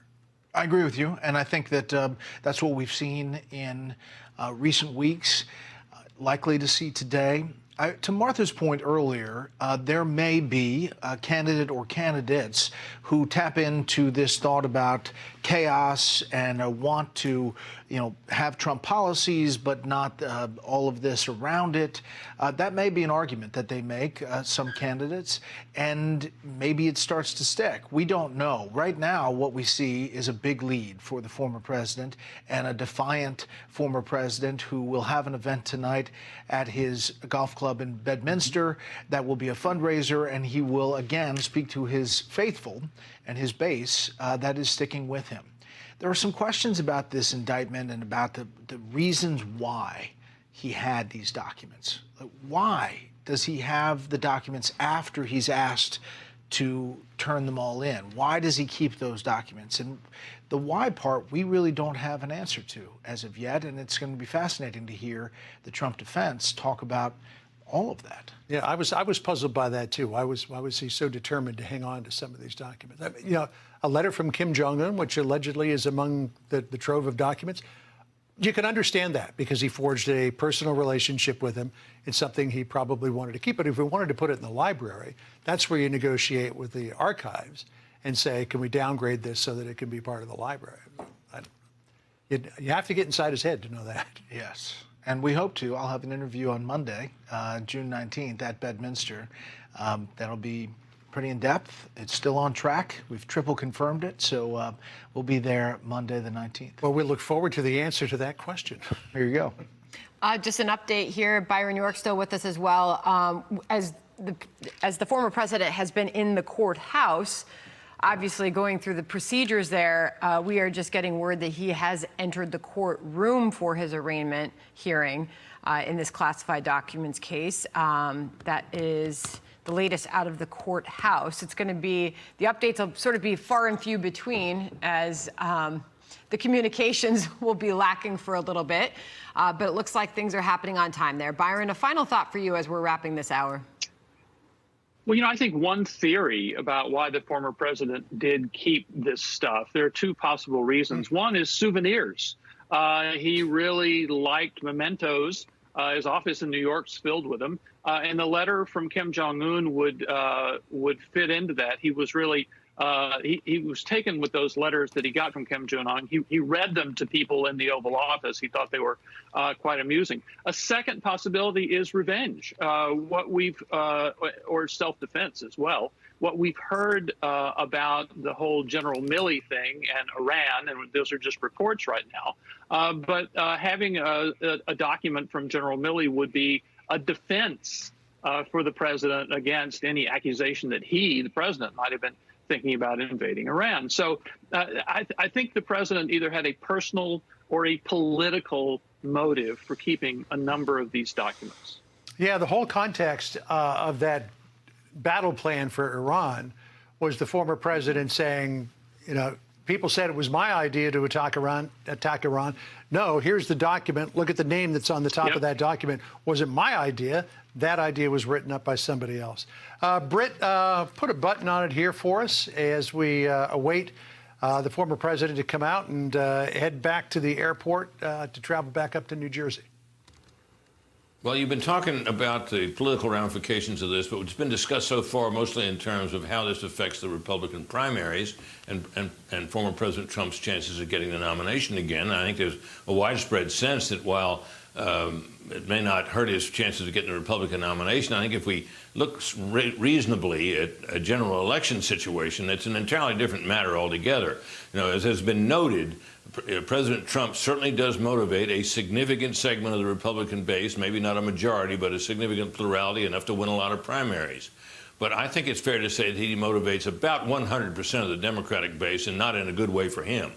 So is it possible to imagine, really, a scenario in which people who went out and voted for Joe Biden, with all of his frailties, to be president in 2020 to avoid Donald Trump, are going to come back 4 years later after all that's happened, after January 6th, after the attempts to overturn the election and all the rest of it, and the criminal charges against him, and vote for him now? Maybe there are a few, but I don't think there are very many. And I think his general election chances are harmed by all these prosecutions, whether they are fair or not. Just getting another update here. The Trump arraignment hearing has officially begun in this classified documents case. And a little bit of color from the courtroom. The former president is currently in the courtroom. That is confirmed now, with his counsel sitting next to him. The prosecutors are in their place, and Jack Smith is in the front row. More as we get it. A final thought from you, Jonathan Turley. You know, one of the things that I'd be looking for is also whether the judge discusses with the former president public comments. He's planning a rally tonight, which is not what you normally see from someone who has been arraigned.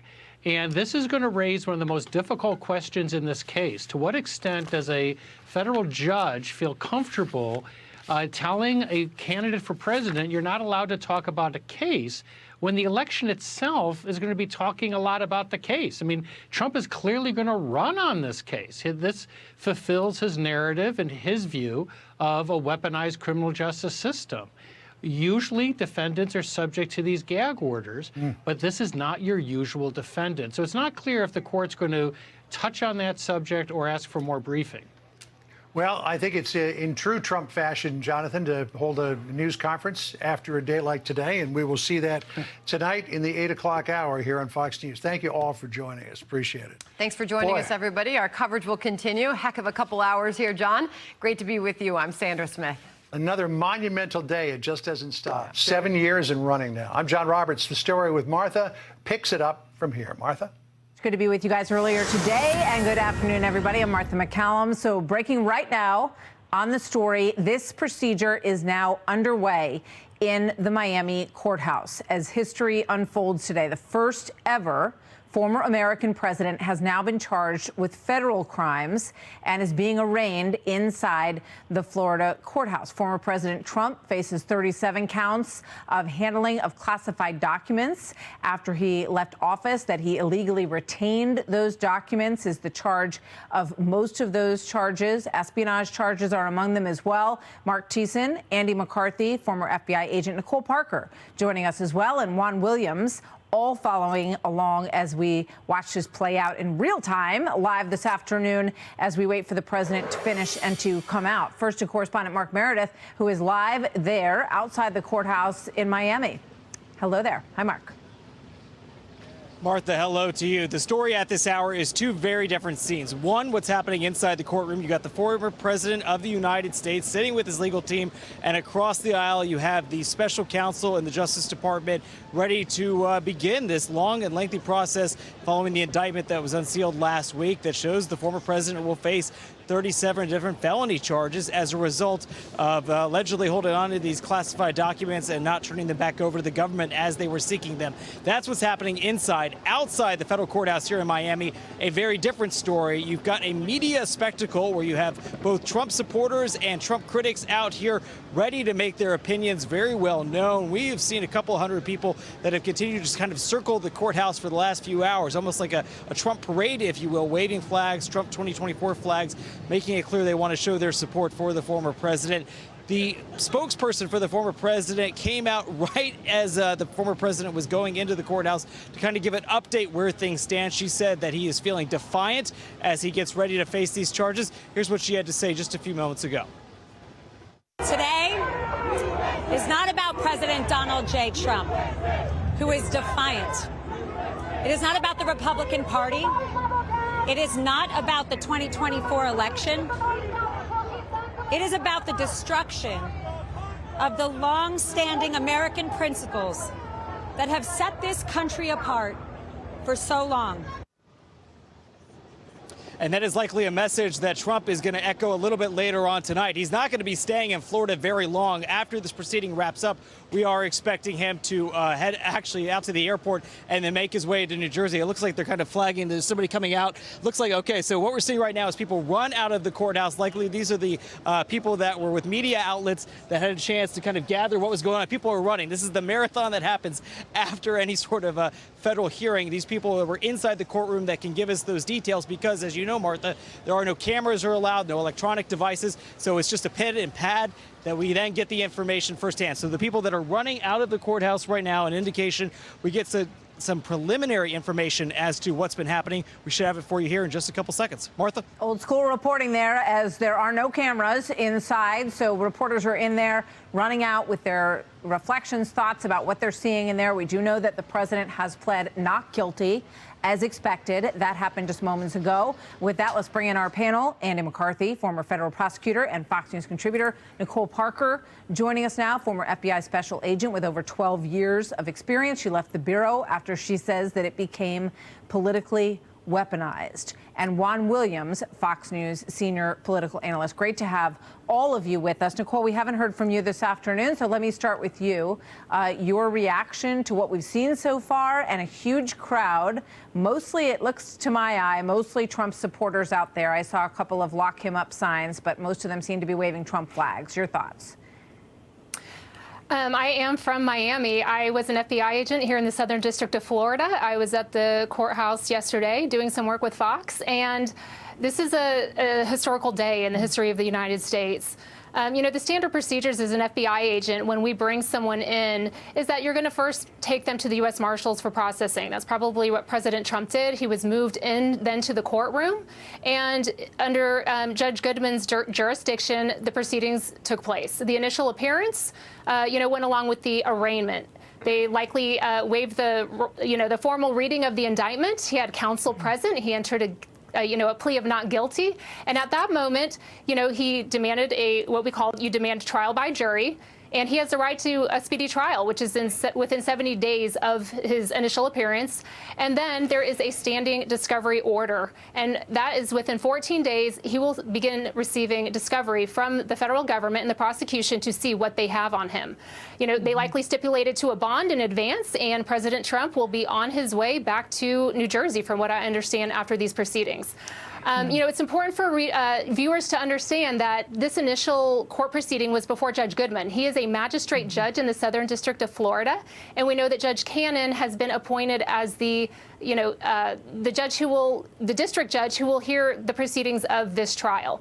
And she was randomly selected. Judge Goodman, he is the magistrate judge this week, and that is why the proceedings are taking place in his courtroom today. Nicole, stay with you for one more question, just because you are so familiar with Miami. We saw the cars pull out of the Doral. We know that Eric Trump, the former president's son, was with him. There was a huge number of Miami police officers who were on motorcycles on the way in. And we're going to hear, I'm sure, some thoughts from the president after he comes out, and certainly tonight when he speaks at the Bedminster Golf Club. But I remember when he was arraigned here in New York City, because now we have some experience with this, he said that people were crying, the people who were processing him. You know, there were some questions about whether or not there was some exaggeration in that, but he said that they were very moved and upset about what they saw. What kind of reaction do you think he's getting at the Miami courthouse, Nicole? Well, first of all, the process of getting him to the courthouse, I can tell you that you are dealing with the finest. You've got the U.S. Secret Service, you've got Miami-Dade Police Department, and you've got the city of Miami right there in the courthouse. They are putting safety of preeminent importance, and they are the best. I have worked alongside these officers over and over, and they are outstanding. As far as the reaction of those that are, tasked with processing him, I cannot speak to that. As a federal agent, you are a true professional, right? Mm-hmm. You took an oath to uphold the Constitution, and it is your job to do that. But, from what I understand what you're saying, it might touch people's hearts in a certain way depending on how they feel. But it is so important as an agent that you keep your political opinions outside of your job. And that is very, very important, not just for processing someone, but for conducting all sorts of investigations. Mm-hmm. You cannot allow your personal views to get in the way of you doing your job.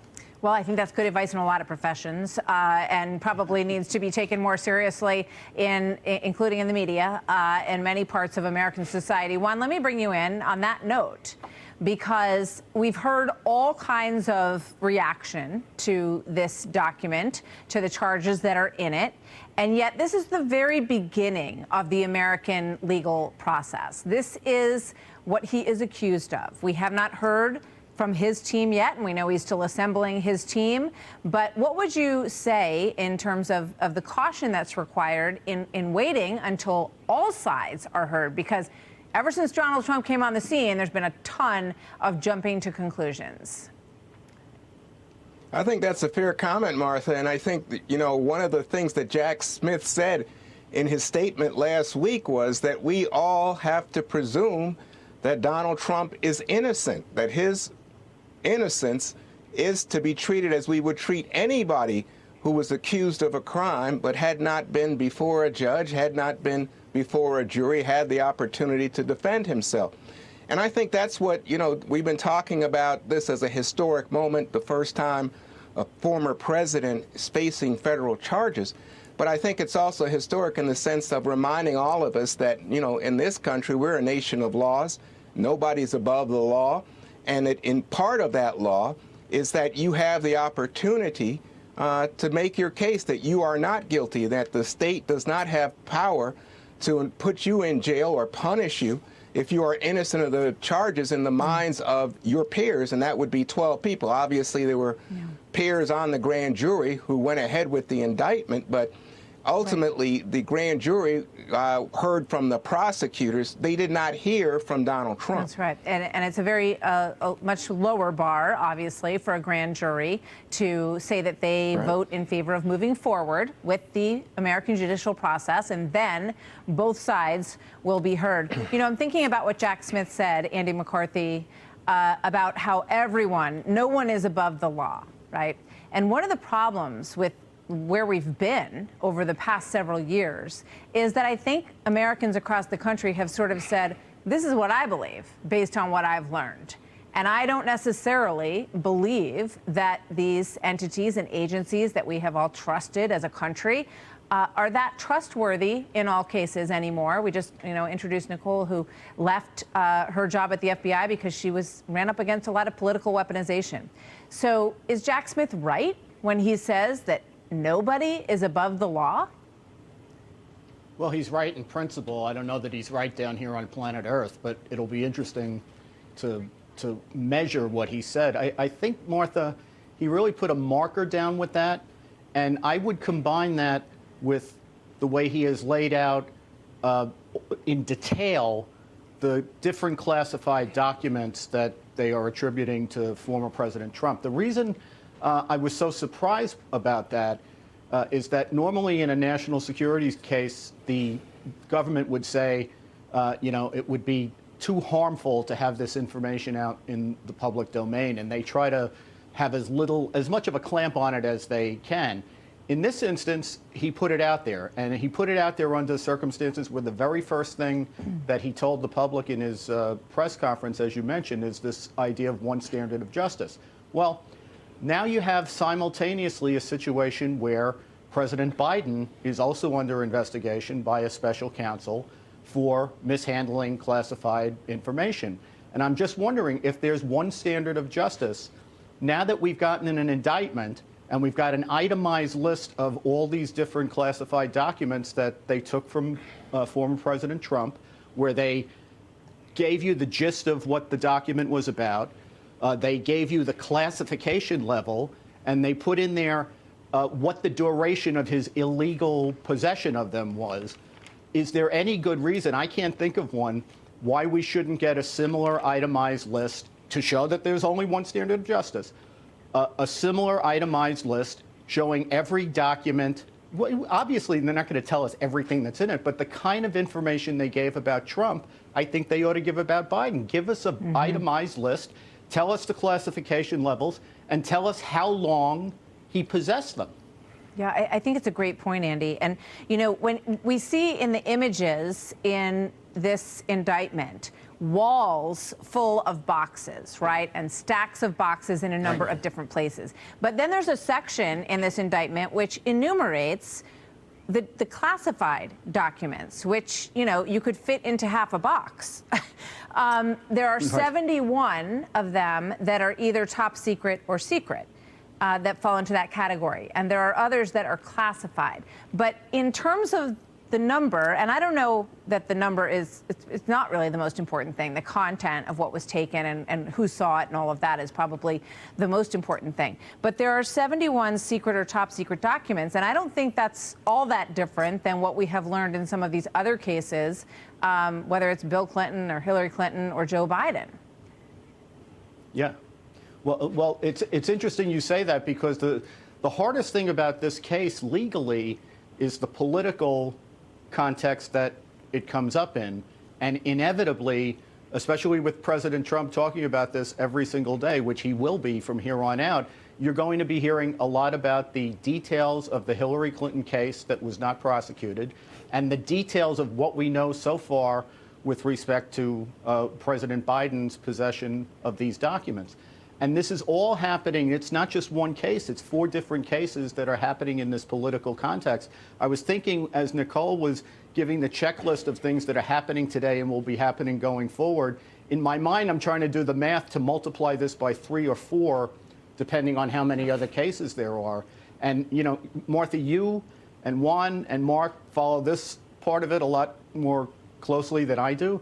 But I'm just wondering, given the way this is going to play out, where something is going to be happening every week with respect to these prosecutions involving President Trump, how do the people who are running against Trump get traction for their campaigns? Yeah, because it seems to me every week they're going to be asked about this. Yep, and it's a really sticky wicket. It's a tough thing for them to figure out which way they should go if they're the person who is hoping to knock him out of first place. Let's bring in Mark Thiessen, American Enterprise Institute Senior Fellow and Fox News contributor. Mark, we've seen a little bit of this, right? We saw Nikki Haley was on this program yesterday, and after coming out initially and saying that prosecutorial overreach was something that really bothers Americans, she cited it as reckless behavior on the part of the president. And she also talked about the fact that she is a military spouse. She said, my husband is about to redeploy, and these secrets are not to be messed with. So how do these individuals navigate this political minefield? Well, they're struggling with the same thing that most Americans are struggling with, which is that 2 things can be true at the same time. They can be true that Donald Trump's handling of classified information was egregious, outrageous, and possibly criminal, and that he's the victim of selective prosecution by a politicized Justice Department that's been out to get him since day one. Those 2 things can both be true at the same time. And so, you know, these are things that we're navigating and the presidential candidates are navigating. But there's an interesting point also that we need to consider as this plays out politically, which is, you know, and Andy McCarthy, my friend, has laid out very clearly why this is a very, very damning indictment. Jonathan Turley said, you know, he's got to run the table and beat all 37 counts, or he's going to have a terminal sentence and end his life in jail. He also only has to convince 1 juror that he's not guilty, and he's acquitted. Imagine what would happen if Donald Trump was acquitted of this, especially the trial probably happens right before the conventions. If you look back at how his poll numbers went up with the American people after the Mueller probe, when Mueller came out and basically cleared him of Russia collusion, then they had the first impeachment, and before COVID, everybody thought he was a shoo-in for re-election. Can you imagine the bump that he would get, not just with Republicans, but with the public in general, if he were acquitted of these charges, if he were found not guilty, it would mean that the Biden Justice Department probably elected Donald Trump to his second term as president. Yeah. And then, you have the Durham report, which said that the FBI went off and running on Crossfire Hurricane on a case that was unsubstantiated based on the evidence that they had. And that not only that, then they started to go after FISA approval to spy on members of the Trump campaign and, continue to pursue it, even though they didn't have the foundation to open an investigation, which I think is pretty stunning. We've heard similar things on the opposite side of that equation, and then the investigation just dies, just goes away. But not in that case, okay? So think about that. Let's bring in Bret Baier, who's also with us this afternoon as we follow the live coverage. Bret, the president has pled not guilty. This is the second of the cases that he faces. We've been talking about this. There's also the January 6th case, which falls under Jack Smith's purview as well as special counsel, and then the Georgia election case. How do voters absorb all of this, as Mark says, on what will be a weekly basis? Yeah, Martha, good afternoon. I think it's overwhelming, the amount of not only the cases, but the coverage of the cases. And we've seen it today, and we're not alone in this coverage throughout the day. So it is definitely going to be in the political bloodstream for some time, and we don't know how long this is going to go. The federal cases, we're told, take precedence. And so you have New York Attorney General Letitia James and Alvin Bragg up there, the district. You're going to have the U.S. Attorney Alvin Bragg, rather, the Manhattan District Attorney, saying that they're going to be back on the back burner as the federal cases move forward, and particularly this one first. And I think you're going to see the former president tap into this void where there isn't action legally. A lot of pretrial motions that'll happen in his defense. There are all kinds of things that'll go on, and Jonathan Turley and others can list them, but challenging the search warrant, challenging the interview of his attorney, and attorney-client privilege. There are a lot of things that will be challenged prior to getting to a trial. Yeah, absolutely. Evan Corcoran, his attorney, is one of the sources in this indictment, and they did require and receive the right to talk to him. But we know that that's going to be one of the things that the Trump folks are going to argue, that was a breach of attorney-client privilege. And it's a sort of situation where everything around the charges are the issues that the Trump team is likely to press on. It's an election year. We're in the middle of, the potential prosecution of the lead candidate during that election year. But it's interesting, Bret, when we look at some of the numbers and the support, right, 81% of GOP voters say they think this is a political prosecution. And you look at the crowd out there, 49% of all voters say, yeah, there's probably some political tinge to this. And I wonder, even though it's historic and unprecedented what we're watching today, even people who follow this closely, I think, many of them haven't read this document. Which is why the special counsel, Jack Smith, came out in that short announcement during your show last week and said, in that talking to the press, read the indictment. Read the indictment, and we're going to move forward with a speedy process, and it lays it all out. Not many people obviously read the indictment, but what's in there for the legal experts who side with the special counsel is very troubling, and you have some politicians talking about that. On the flip side, you had Senator Marco Rubio earlier today laying out a very articulate case of why the Justice Department and the special counsel should not have made this jump, and how bad it is for the country at this moment in time. And we're going to be playing out those arguments for days and weeks to come. Indeed, we will. Bret, thanks for being with us. Stand by if you would. One of former President Trump's rivals in the 2024 race defended him today on the steps of that courthouse that you see in Miami, Vivek Ramaswamy, saying that the indictment reeks of politics and demanding answers from the Justice Department about any communication between the President Biden, his Attorney General, Merrick Garland, and the special counsel. Watch this moment from earlier. Okay, we'll get to that in just a moment. Republican presidential candidate Vivek Ramaswamy joins me now. Vivek, good to have you with us today. Thank you very much. Good to see you. You're moving around quickly today. You were Yes. down in Miami at the courthouse, and we have you here this afternoon, so thank you very much for... All right, let's listen to you earlier today. Watch this. What did Biden tell Jack Smith? What did Biden tell Merrick Garland? What did Merrick Garland tell Special Prosecutor Jack Smith? So that's an important question. The president has said, you know, we have nothing to do with this. They're doing your thing. What exactly are you looking for, hoping for, and do you think you're going to get it? I certainly expect to. The law requires these government agencies, including the DOJ, to comply with the Freedom of Information Act request. And I want to be really clear. It would be easier for me if President Trump were eliminated from competition in this race. But I wanted to stand on the side of principle to do what so many in the mainstream news media refuse to do, which is to actually be skeptical, get to the bottom of what's behind what I see as a politicized indictment. And the thing that made me actually take that step is that I did read that indictment, actually. And, you know, I bring my legally trained eyes to this as well.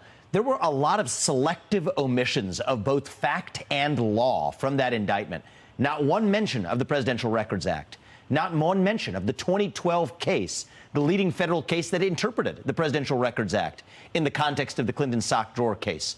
Selective quotes from Trump on the 2016 campaign trail without once mentioning, actually, after the 2016 election, his commitment not to pursue Hillary. Executive orders not binding on a president. That's how the classification scheme is actually set. So the fact that Jack Smith knows this, he's a smart man, I'm sure. And that didn't show up in the indictment, to me, does reek of politicization. And so that's why I'm suspicious that I don't believe nearly everything that's in the indictment, nor everything we're hearing from the White House. And I want to use FOIA, using my campaign to do it at our expense, filed a FOIA request to get to the bottom of what Biden told Garland and what Garland told Jack Smith. So you want to see email communications, phone calls between the two. Obviously, President Biden is at the top of the executive branch, so the DOJ does fall under his purview. Do you not believe him when he says that he's been completely hands off in this? You don't believe him? I am deeply suspicious. The way that this administration has functioned, I believe the White House has a heavy hand in guiding the direction of the Department of Justice. I think the use of an independent prosecutor here is a bit of a smokescreen. And I believe in holding all parties accountable. Let's get the transparency, get it on the table. The public deserves to know what role the political actors played in what they're disguising as a depoliticized prosecution, especially in the context of a history-breaking event like this one. The first ever former president indicted, setting a dangerous precedent of a political rival of a sitting president being indicted.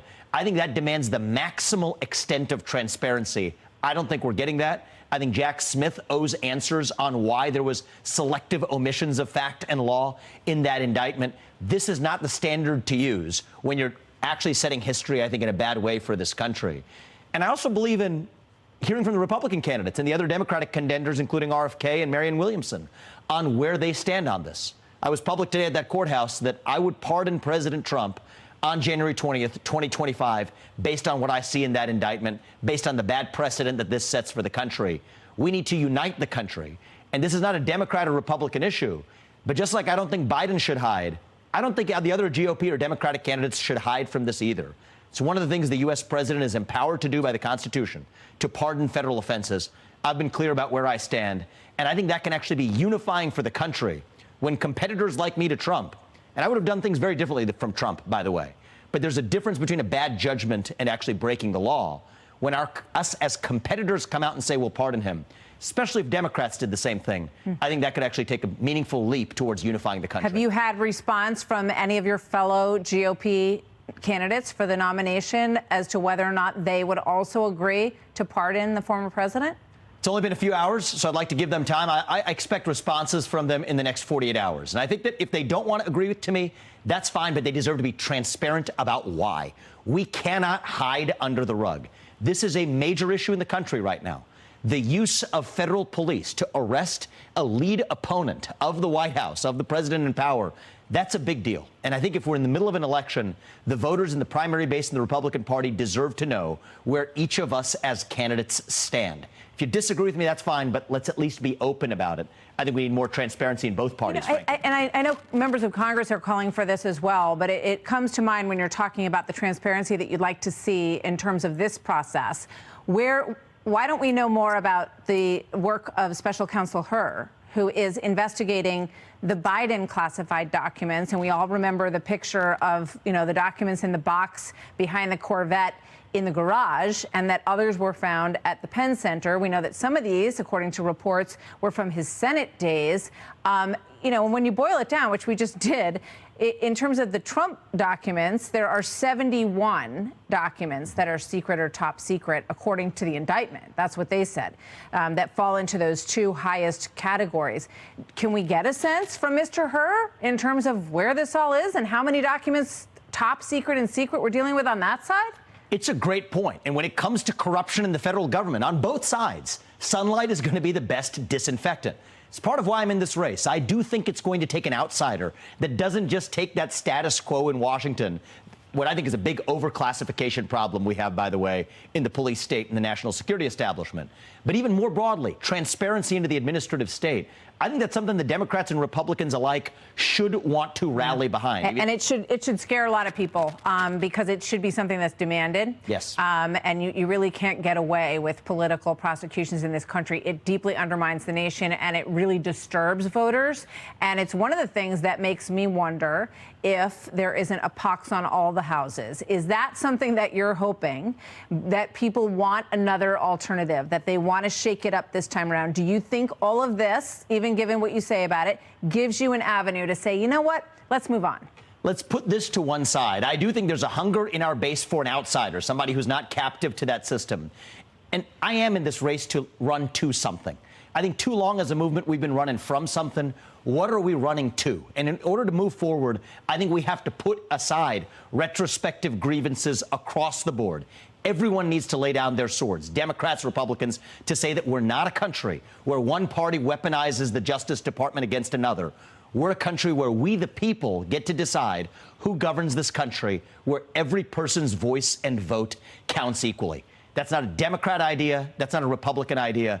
That's a 1776 ideal. And I think we're in a moment where people are hungry for reviving that. That's why I'm in this race. So, and what's your reaction to the fact that the president is ahead by 38 points over his closest competitor, Ron DeSantis, at this point? These things don't seem to hurt him at all, numbers-wise. If anything, they may be helping him. Look, I could care less for the politics of it, to be honest. You're right. The numbers would suggest. But you want to win. Absolutely. For the near-term numbers of it. Before the first debate, none of this matters. If you look at actually where Trump was in June of 2015, that's about exactly where I am today.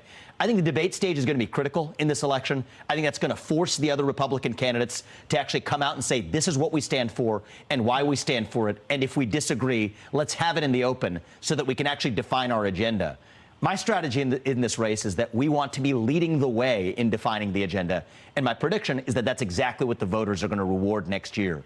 Following a very similar track as an outsider as Trump did in 2015, it's actually my prediction. I think it's going to become a tradition in the GOP, the norm in our party, that we put up, when it comes to the White House, we actually put up the outsider. When you're talking about bringing transparency and accountability to the administrative state, now even the police aspects of the administrative state, I think that job does take an outsider. I think you get to be an outsider once, and I'm the outsider in this race. Before I let you go, what are the chances that Donald Trump is not the nominee in your mind right now? I'm in this race because I believe I'll be the nominee, to be really honest with you. But I want to build on the foundation that he laid. I think he rolled a log over, showing a lot of the administrative state's corruption. Problem is, if you roll that log over and see what crawls out, you better bring the pesticide. So I'm learning from 8 years of watching, the last 8 years, including his 4 years in office, to say we're going to build on that foundation. He identified the problem, but I'm here to lead the country forward to actually solve them and revive, really, America first to the next level. That's what I think it means to actually put America first. Let's rediscover what America is. That's what I'm in this race to do. Vivek Ramaswamy, a candidate for the GOP nomination, joining us here on The Story Live, and he was in Miami this morning.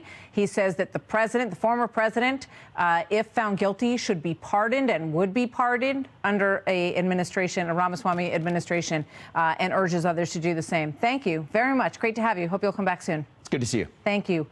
All right, so joining us again from Special Report is anchor Bret Baier. Bret, good to have you back with us. We're waiting for the former president to emerge from this courtroom. Tonight, he will go to the Bedminster Golf Club where he spends the summer, and he's going to address the crowd. You know, last time around, there were suggestions about not talking about the case. We don't know yet whether or not this judge is going to give him the same kind of guidance about what he can and cannot say. Do you think he'll listen to it either way? I mean, we're getting some indication that the judge is saying that he's going to be released from the courtroom without any conditions, and the judge does not see him as a flight risk, obviously. He is also, he was booked there in the federal courtroom, and just that moment alone is quite something. A former president for the first time being booked in federal court, and he was the chief executive over that federal government at one time not too long ago. So he will go from here to Bedminster. We don't expect they're going to have any comments right after this. And we do think that he is going to make a speech at the club, at the golf club. So just getting a little bit of what happened in there, we're told that the former president was quiet, stoic, was whispering a bit with his attorneys, and discussing some of this that was not heard over a mic while they were in there. The attorney, Todd Blanche, obviously at his side. He's from New York. He was asked by the judge if he would be in Florida permanently for this trial, and he responded that yes, he would be there for the trial and for any appearances, Bret. And Walt Nauta, who was the former president's body man, who is very prominent in this indictment, and without whom there would be no conspiracy. He's the other side of the conspiracy charge, that together they moved boxes and tried to evade them from NARA and Department of Justice collections. So this is a tough day for Walt Nauta as well, Bret. Yeah, and it faces serious charges, and obviously is being loyal to the former president. I think we're going to see this play out, and just politically, as you're talking to Vivek Ramaswamy, he is making this an issue about the possible pardon. I think that this issue, this whole day, and these charges are going to be a major issue in the presidential race that every candidate is going to have to deal with. And as you've seen, there has been some evolution in how some have talked about it. Some saying strictly that there are two tiers of justice and focusing on the Hillary Clinton case and the Joe Biden case and the Hunter Biden case.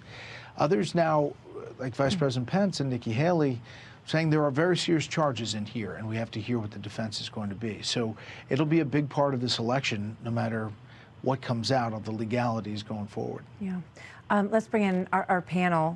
Thank you, Bret. Stand by. Andy McCarthy, former federal prosecutor, Fox News contributor. Nicole Parker, former FBI special agent for over 12 years. She left the Bureau. She said that it became politically weaponized, and as much as she loved her work there, she couldn't do it any longer in that environment. Walt Williams, Fox News senior political analyst. Good to have all of you with us, and Mark Cheeson's going to join us in a moment at the desk here as well. You know, in terms of these other cases, Juan, I'm sure you heard the news from Senator Grassley last night that he says that something was withheld from the document that was given to the Oversight Committee with regard to this question of the Biden family and their dealings in Ukraine.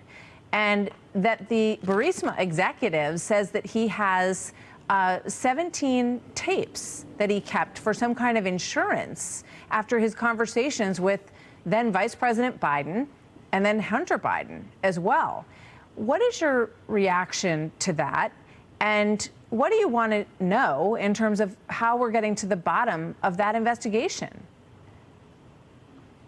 Well, I mean, to me, what I see is that there's a tremendous attempt by people who are now aligning themselves with President Trump to throw up smoke and mirrors and conspiracy theories and let's go back to cases that were previously investigated. In the case of this one, a case that was investigated under the Trump administration by Attorney General Barr, and they did not authorize further investigation at that time. Last week, Senator Grassley said he's less interested in the allegations than he is having the FBI do their job. He wants to make sure that they are being aggressive in handling the Hunter Biden case. Okay, but that's not something that's substantive. At this point, we don't know. Nothing has come out that indicates that there was any because there's no, there is absolutely, they just saw the document. Juan, there's no, who can honestly say that they feel confident that that investigation really even happened, that they dug into these things, when we're now learning that redacted in the document, they talk about 17 tapes. Where are the tapes? Wouldn't you like to hear them? I'd like to hear them. Martha, you're going backwards in times. Again, the Trump administration was there. Bill Barr, the Attorney General, was there. They were very interested in this case. They were going overseas to look for leads in this case, and they didn't do it. So, I mean, I just think there's no need to go backwards unless you're trying to distract from what we're seeing today. I mean, I hear people say, oh, what about Hillary Clinton? Well, I mean, what about Joe Biden? What about those files in Joe Biden's garage? Look, Joe Biden's team made those documents known to the government. The government didn't go to Biden. And in case of Hillary Clinton, there was no effort to obstruct or lie about her activities. I mean, you know, this is a clear difference with this case involving the Trump. servers were smashed and the emails were destroyed, Juan. The question, but you know, here's the problem. No, the emails were destroyed under the rules of law, Martha. Under the rules of law, the person who's being investigated has the right to look at her emails or his emails and decide which ones are relevant for the government to scrutinize. And now all of a sudden, Trump brings this up because, again, it's smoke and mirrors and say, oh, it's unfair. What's unfair here, I don't know, because that case that's been laid out by Jack Smith, it seems to me, is so strong that you don't hear even Trump supporters trying to make the case that it's weak. Well, I don't know how strong it is. Listen, after Hillary. We've only heard one side of this case, right? And yes, there are I've read this several times, this indictment, and there are things in here that are disturbing, as we have said over and over on this show with many guests, okay? There are also things in these other cases that are disturbing, and you seem to be able to just say, oh, everybody did what they were supposed to do there. But the problem is that half the country sees investigations as either politically sunk or politically elevated, depending on the winds that happen to be backing them. So you may have confidence that those cases were investigated clearly.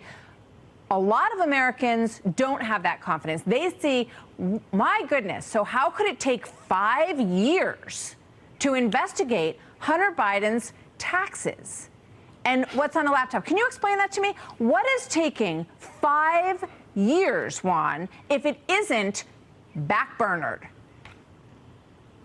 If it isn't backburnered, maybe they're having trouble finding evidence that would say to them that a drug-addicted, sex-addled kid, the President Biden's son, no, we can make a case and feel confident in making this case that it wouldn't be viewed as political and that a jury would convict this really, lost child of a crime here, that it wouldn't be seen as we were just going after him because he's the president's son. Yeah, don't make him sound like the victim. Look at who the prosecutor there is, Martha. This is the point I was making to you earlier.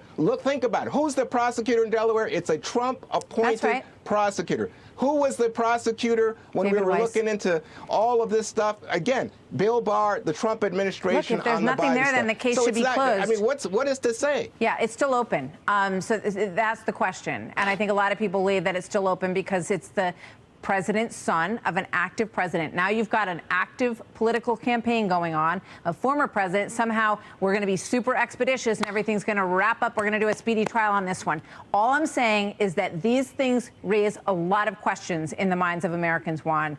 And I think we all have to have our eyes open about what's going on here. The I'm all question for it. isn't that he was If you have he was proof- drug-addled. The question is that while he was drug-addled, he was dealing with Ukrainian businessmen and Chinese businessmen and making millions of dollars from them while those two countries were under his father, the vice president's purview.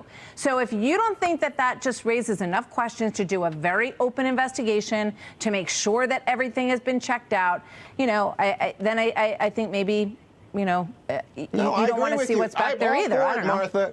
Martha, you know, I agree with you. I think if you got proof, show it to me. But nepotism and being the son of a famous man, my goodness, I can tell you about sons of famous men, son-in-laws in the case of Trump, who have greatly benefited, financially benefited. But that's not, nepotism is not a crime. No, we're talking about a bribery that may have taken place between an executive in the Ukraine in order to have an outcome in U.S. policy. That's what we're talking about. So all of those other things, we're talking about something very... Nobody has offered any proof. Okay. All right. The investigation goes on, and it'll probably, I don't know how many more years it's going to go on for, but boy, they must be doing an awesome job because they've been at it for 5 years in this thing. And they haven't closed it, and they haven't moved on. So they're still in it for 5 years. Juan, thank you very much. You're welcome. I want to bring in our next guest as we talk about this potential bribery scheme that has been suggested by these documents regarding the president when he was vice president. Let's bring in Republican Senator Marsha Blackburn. She's on the Judiciary Committee, and we heard from Senator Grassley, Senator Blackburn, last night, who I think shocked a lot of people when he got in front of the microphone and he said, what was redacted from what you saw is that there are recordings that the Burisma, potentially the head of Burisma, was keeping as some sort of insurance policy on the money that he gave to Hunter Biden and Joe Biden. This is what is suggested in Grassley's comments last night. Tell me your take on this, Senator. My take on this is that the FBI made a conscious choice to redact the fact that there are 17 recordings that are held by this executive. Now, what we don't know, Martha, is their full reasoning for this. And we got into this during my questioning of the Deputy FBI Director today in committee. He admitted that, yes, they did the redactions. So we'll drill down on this a little bit further. Did they do it to shield the Bidens? Did they do it to protect the source? Did they not want the rest of the committee to know that the recordings existed? Is this someone they have worked with in the past in getting this information? So our hearing today and our questioning of Mr. Abate, who's the deputy director at the FBI, really opens more questions as to why the FBI is choosing to exercise 2 tiers of justice, and the American people see this. Tennesseans see this every day, and they cannot figure out why the FBI will just not do their job. I asked him today, I said, tell me what your job is. You say you get up and you do a great job every day. You do your best to do your job. Is your job to protect the United States and the Constitution, or is it to protect Joe Biden? Because they have spent a lot of years providing cover for and not getting answers to what the Bidens have been up to.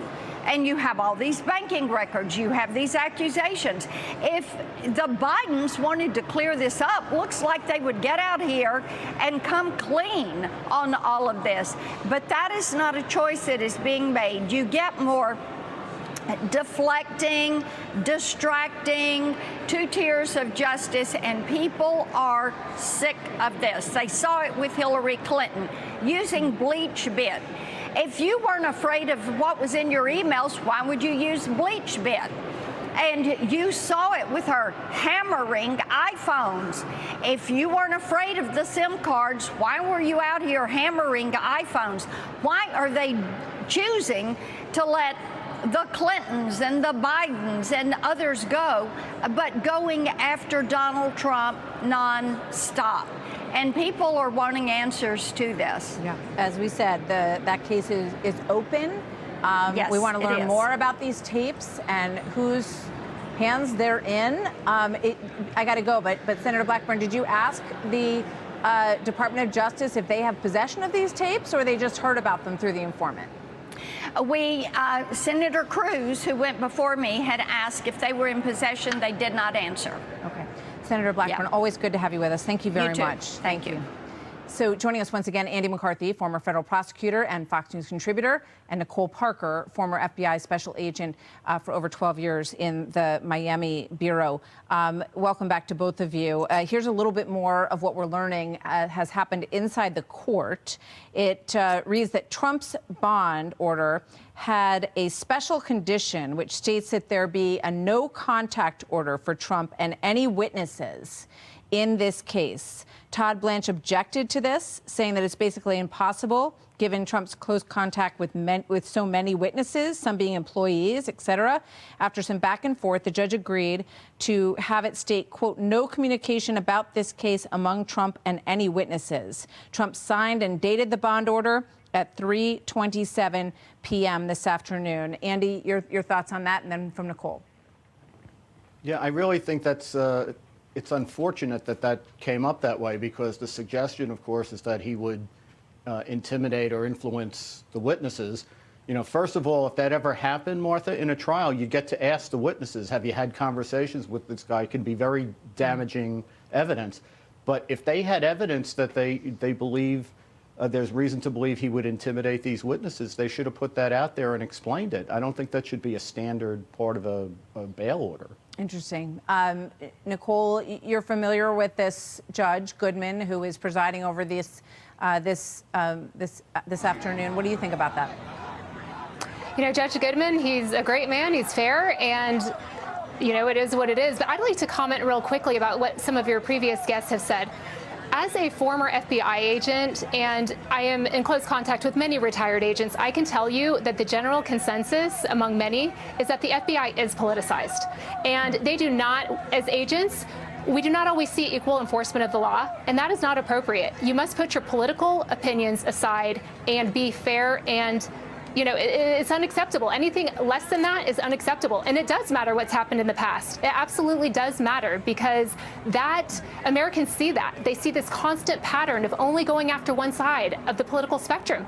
And that is not, it's just not acceptable. And for them to say, you know, no one is above the law, that is correct. No one is above the law. So we should expect, you know, this FD 1023, that came out because of a whistleblower. If there are 17 tapes, let's see if those actually exist, and let's see what the FBI does. You know, all of these cases where over and over it seems that, you know, they slow walk people that are on one side of the political spectrum but aggressively go after those on the other side. It is unacceptable, and it, you know, it threatens our democracy, because Americans no longer trust the FBI. They don't even care to read this indictment that's come out, because they've already made up their mind. They're like, you know what, the FBI is political, and I don't even care to read the indictment. That undermines the law enforcement and justice system of this country. Yeah, and so it does matter. It's a very sad state of affairs. And, you know, I want to make clear, Andy, that we're, you know, in pointing out these other cases, you're not suggesting in our conversation, we're not suggesting that what's in this indictment isn't a serious potential offense. We're just saying that we're in the beginning of the process. We haven't heard from the other side yet, but that these things, for these things to be treated equally, I mean, it feels like the American public just really need to have people in charge who they can look to and see examples of their fairness, of the way that they treat both sides, in order to restore some sort of confidence in the system, Andy. Yeah, well, when I hear this, what about, Martha, you know, in the law, that's what the law is. Whataboutism is what the law is. We decide things based on precedent. We make laws, we make statutory law based on our experience.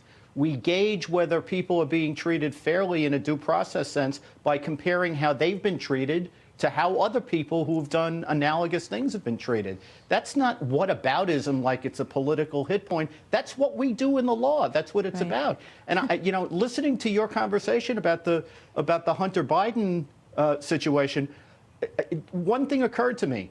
Everybody should have in mind October of 2023. Hunter Biden made a false statement in a federal gun form in October of 2018. You want to talk about like all these other cases, it would take a competent prosecutor and agent about 5 days, not 5 years, 5 days to put that case together. Yeah. They have had it for 5 years. The statute of limitations runs in October. As Bill Barr said the other day, this is a simple case, the Trump case. It seems like the other one should have been done in 5 weeks, as you say. I just want to mention that the president, as of a few minutes ago, left the courtroom. The motorcade is leaving the courthouse in about 3 minutes. That should be right about now. And it will arrive in about 15 minutes as they head to the airport. So we're going to keep a close eye on the movement here on the ground. It looks like we're about to see the reverse of what we saw on the way out of the Doral Country Club and Resort.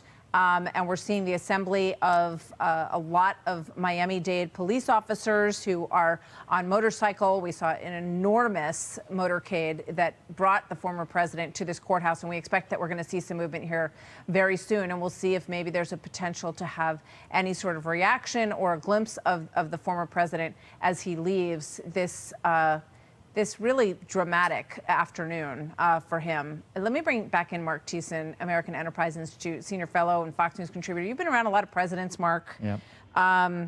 It's almost unfathomable the amount of pressure that this man has been under since he came down that escalator, right? Yeah. And I think at that point, he was a celebrity. He was, may have felt like, look, I'm just going to be embraced. This is going to be great. I know I do make some positive changes in the country.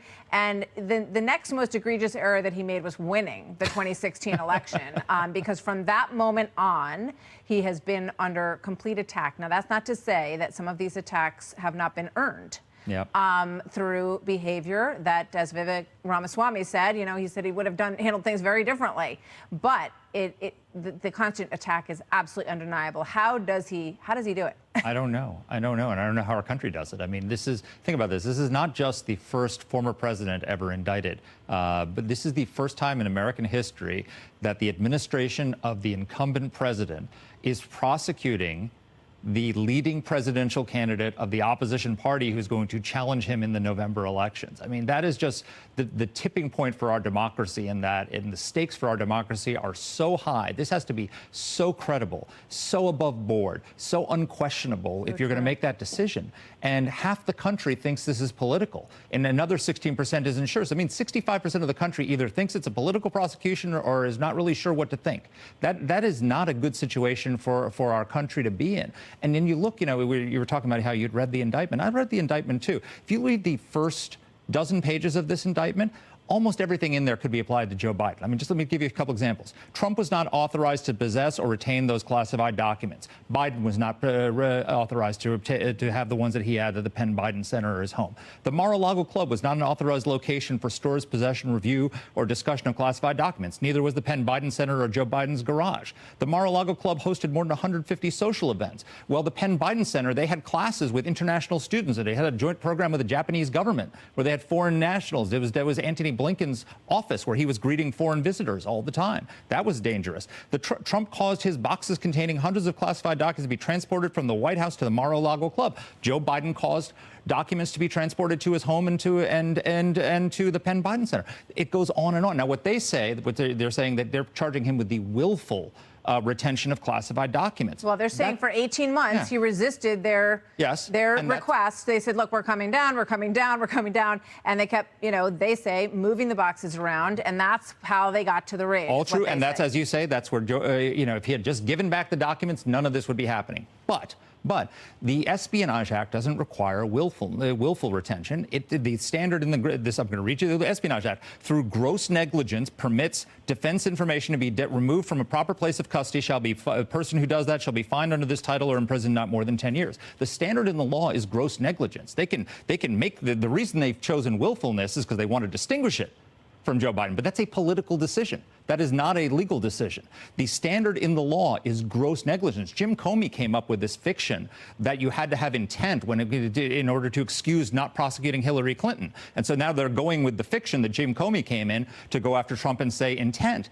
But you don't have to have intent. It's gross negligence. And by the way, intent, smashing cell phones, erasing 30,000 emails. So a lot of Americans have questions about this, and they're right to have them. We're seeing the president's motorcade start to pull out here, and we'll keep on this live shot. You see a lot of people gathered along the sides of the street, enormous police presence and Secret Service surrounding the former president as he leaves the courthouse here. Let's bring. All right, Mark Meredith is on the scene. Let's go to Mark with his take from where he is. Mark.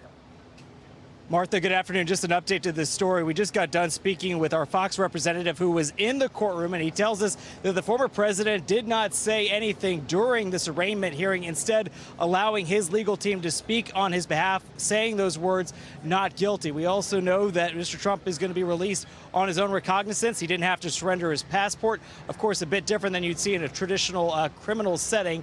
This already is kind of what we expected, given what we saw in New York earlier this year. We had kind of an idea of what to expect, but also had a chance to speak with our producer, who told me that the former president never made any eye contact with the special counsel, Jack Smith, the person who is bringing these charges on behalf of the Justice Department. We were curious of whether or not we'd see any sort of, stand down behavior between the two men, and it appears that they did not interact at all. Trump, however, again, choosing to stay very quiet and allowing his lawyers to speak on his behalf. It's also our understanding that Walt Nauta, the aide that was also charged in relation to this case, did not have a formal arraignment. He is still seeking legal counsel at this point, someone to represent him down here in Florida, but that the same rules are likely to apply for him. It's the judge ordering today that Trump not discuss this case with those witnesses, people that may be influenced by the events that happened at Mar-a-Lago throughout 2022. Our producer, though, of course, still saying we're going to get some more information, and Martha, of course, will send it out once we have it.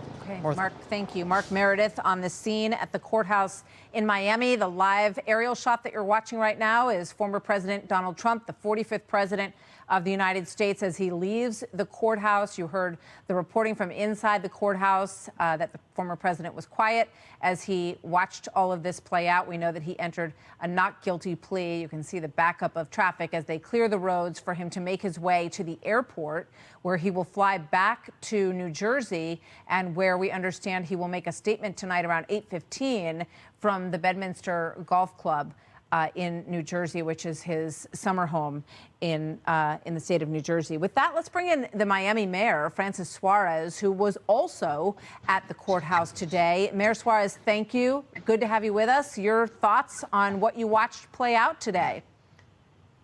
Well, thank you for having me. Thankfully, there were no major incidents. As we said, we would be prepared to make sure that the former president could get in and out of the federal building safely. That appears to have happened. There were no arrests. I can report that. And, it seemed like sometimes the press wanted there to be something to happen. They questioned our police department's tactics. We were working hand in hand with our Miami-Dade County officers who were present, obviously federal agents, because that is a federal building. And, all the protesters came, they expressed their constitutional right to express their feelings on this matter. And thankfully, it was done, peacefully. And I think that's what we expect of Miamians, of visitors. That's what we expect of Americans. It's a beautiful thing to see people express their constitutional rights and be able to do it in a peaceful manner without any major incidents. Unlike what I think it's felt like some people were hoping for when they kept questioning what our tactics were, which were obviously very well prepared. I want to thank our police department for doing an excellent job, and hopefully there will be no incidents as the day unfolds. Yeah. I know that on a separate political note, Mayor, a lot of people have wondered whether or not you are going to be the third Miami politician to throw your hat in the ring for the presidential race. You've spent time in Iowa, you spent time in New Hampshire. Where are you on that decision at this point? I'm going to be making a big speech on Thursday at the Reagan Library, Presidential Library of Ronald Reagan.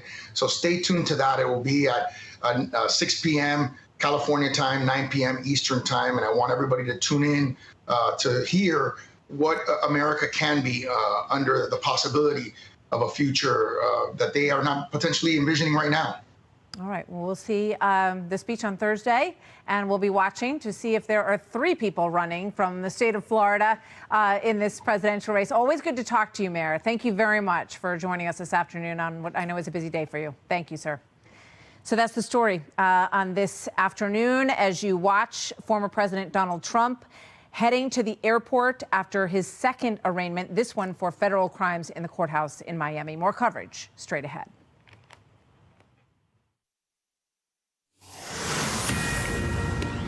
All right, thank you, Martha. We are indeed following Donald Trump. He is done at a Miami federal court where the former president did say, this is to a 37-count indictment against him, that he was not guilty. To quote his attorney, Todd Blanche, "We most certainly enter a plea of not guilty." Now the former president is going to make his way to Miami International Airport, move to Bedminster, New Jersey, his home up north, where he is expected to have a fundraiser and will be making remarks, maybe an outright speech, on all of this later on. We're separately learning that the bond order that the president had to sign in order to leave the courthouse states that he have no contact with any witnesses in this case, including Walt Nauta, who was also indicted. He's the former body man for the former president, who was helping him move boxes around. And some say that he was this co-conspirator that hatched this plan to hide that from authorities. So much we don't know, this much we do. The former president went ahead and signed and dated that bond order about a half an hour ago. Let's get the latest from Mark Meredith, who is in Miami, and takes a look at what went down just a few minutes ago. Hey, Mark. Neil, good afternoon to you. Like you said, a historic day, and of course these proceedings will continue long after this arraignment hearing wrapped up just within the last few minutes. As we have mentioned, the former president pleading not guilty to those 37 felonies he's now facing that the Justice Department under the special counsel has charged him with, alleging that he conspired to hide these classified documents as the government was seeking to return them back to their possession after he left office in January of 2021. The atmosphere inside the courtroom from those people who were inside tell us that it was fairly quiet, that Trump did not say anything to the judge, instead allowing his lawyers to speak on his behalf, entering the actual words of not guilty. We also know that his former military aide, who's also facing charges, was in the courtroom today but has yet to get counsel. So the formal arraignment for him was put off, I believe, until June 27th will be the next date for him. As for Trump, of course, this has been just a wild couple of months. And I say that because, of course, this all started back in last year when the FBI began its investigation into where they were trying to find the placement of these documents. The representatives from the former president have made it clear that they feel this is political persecution, that the government is simply choosing to single out Trump as opposed to others who may have, in their view, committed similar acts. We did hear from a spokesperson for Trump outside the courthouse not long ago. Here's what she had to say. The decision to pursue charges against President Trump while turning a blind eye to others is emblematic of the corruption that we have here. We are at a turning point in our nation's history. So what will happen next? Well, we know the former president, as you're seeing live on your screen right now, is getting away to beat the Miami traffic. He's got a motorcade to the international airport, and he'll be taking about the 2.5-hour flight up to New Jersey. He will be speaking tonight from his golf club, which, of course, there will be a lot of focus on what he has to say. But given what we've seen on social media already, it's very likely he's going to be repeating some of those same claims, that he feels that this is just a continuation of an attack on him. Whether or not this is going to have any major impact on his presidential campaign, that is still yet to be seen. Neil, we've heard from some of the candidates that have had to weigh in whether or not they would pardon Trump if they were sent to the White House, if he were to be convicted on these felonies. We'll be looking to see, of course, when another court date may be set. All of this still in flux. And I know you'd be interested in this as well, Neil, is that while Trump, of course, is a criminal defendant, he did not have to surrender his passport. He did not have to have a mugshot taken. He was electronically fingerprinted. But again, there were not some of the same parameters that we see with other, criminal defendants in this case. We'll be looking to see if he beefs up his legal team. He got rid of some of his lawyers just a few days ago, people that have been with him for the last several months. So certainly an indication the strategy here continues to adjust. And Neil, will be looking to see what the former president has to say just about 4 hours from now. Neil? Another gem that comes with the job that he used to have is that they cleared traffic for him to get out of town. If you and I were in that, of course, we'd be waiting and waiting and waiting. But more, one of the other things that interested me, and he said that he didn't have his passport taken. Well, prosecutors themselves apparently told the judge that they did not consider the former president to be a flight risk. So you always, worry about the possibility, could the former president of the United States, be put in a jail cell to wait this out? That was never entertained. And the prosecutors themselves seem to give latitude that wasn't even necessary, right? No, but they also did set conditions. I think this is kind of interesting, Neil, that because there are going to be so many people in Trump's inner circle, that have connections to this case, there is going to be the people that the judge will say he cannot talk to about the case, and there will be others that the communication can continue with, but obviously not about this case specifically. So there is going to be other parameters set up at a later time. You're right, though, of course. This is so different than what anybody else we're facing. You and I would not get a motorcade to take us to an airport, even on a good day, let alone on a day we'd be facing criminal charges. Neil. Well, you and I might pitch in for a motorcade. There's always that possibility. Mark, one other thing that came to light, though, if he can't talk to any potential witnesses, now just last night he had dinner, I believe, with this, the so-called co-conspirator's former body man who helped him move boxes around, or so the government has been telling us. But that's a wide network of people with whom he apparently cannot chat. Where did the judge draw the line on who's okay to talk to and who's not? Worker at Mar-a-Lago, that is yet to be seen. But in terms of exact names, we don't have that yet. Trump is still fundraising off of all of this. Right. He released a pretty bitter campaign ad where he was talking, Neil, about how he feels that his opponents are going to continue to attack him like this, and he was going to fight back. He called for all these people out here, in addition to the media, to show up to show their support today. The crowd has dwindled quite a bit from what we saw only a few hours ago, but there's also been security scares. There was a suspicious package earlier today. There were reports of a bomb threat, but again, there's no indication of anything serious here, but also a reminder of the heightened sense of security and the fears of political violence that continue not just today, but will likely continue throughout the rest of this campaign. Got it. Mark Meredith, thank you. Great coverage, my friend, as always. Want to go to Jonathan Turley, the George Washington University law professor. And Jonathan, as we were discussing here, that's quite a caveat to put on the former president. I could almost see the Walt Nauta thing, don't talk to that guy, even though he had dinner with him last night. And here's the guy who's, I guess, specifically the co-conspirator in all of this and moving and shuffling these boxes around. But then to extend that to a list to be determined, I guess, that could be a wide list of potential witnesses with whom the former president cannot speak. And then I wonder if he does, what are the implications? Right. This is not a president who's known to stay within the lines that others draw for him. So it's going to be a challenge. The other thing that we're waiting to see is whether the court is going to feel compelled to impose any type of a gag order that's fairly standard in high-profile cases, in fact, many non-high-profile cases. But this is not your standard defendant. This case is already part of the presidential campaign. And I would be really quite leery if I was the judge in trying to limit Trump in being able to speak about this case. I mean, you're going to have to play this hand as you find it as the court. And this case is now part of a national debate. And to say that every other candidate can discuss the case but Trump would raise some pretty serious questions under the First Amendment. So that's something the court's going to have to grapple with, but it may not take long because they've said that the former president's on his way to a rally where he's going to speak publicly, presumably about this case. I didn't want to interrupt you, Jonathan, but apparently the motorcade has stopped outside a cafe, I believe Cafe Versailles. I don't know if that's a haunt or a favorite place of the former president, but what are you to make of that? Obviously, quite a crowd upon seeing that, but go ahead. I've been to Cafe Versailles. The Versailles is a real landmark in Miami. Great food. It is a special place for Cuban Americans. And quite frankly, if he's stopping there on his way out, it's showing that he's still keeping his rational mind about him, because I don't think you should leave Miami without stopping for some takeout at that particular cafe. We can see him now, Jonathan. We can see him now, and there are cameras in there. So let's, guys, if we can listen for any sound that might be coming from this Cafe Versailles. The former president stopped there moments after pleading not guilty. 37 counts against him on the improper handling of classified documents. I know there are camera crews inside there, guys. This is a famous Cuban bakery and I'll defer, obviously, to Jonathan on that. Can we listen for anything? Let's listen in.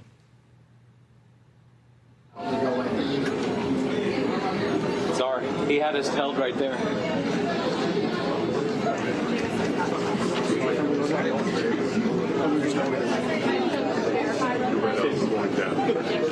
We can't go behind the counter.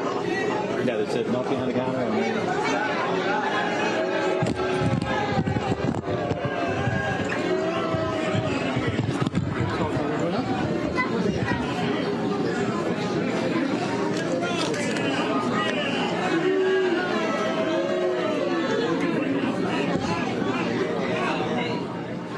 All right, let's listen. We might be able to get something. This is Donald Trump stopping at this Cafe Versailles in Miami, obviously well known in the Cuban community, well known to the Miami community. Jonathan Turley knew it quite well. Excuse my ignorance that I did not, but let's listen into this.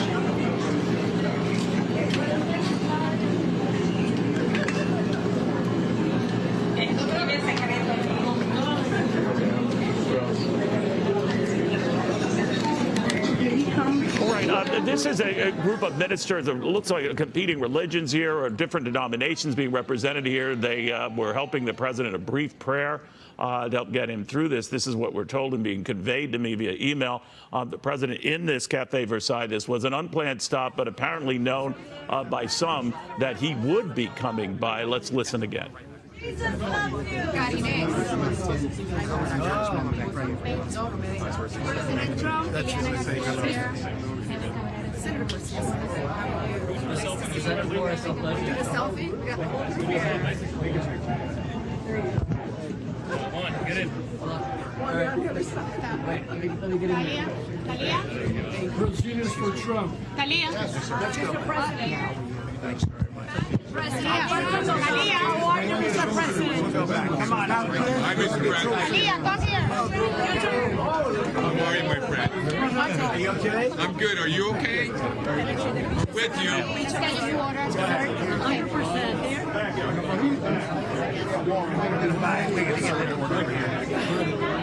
100%. Where's he on?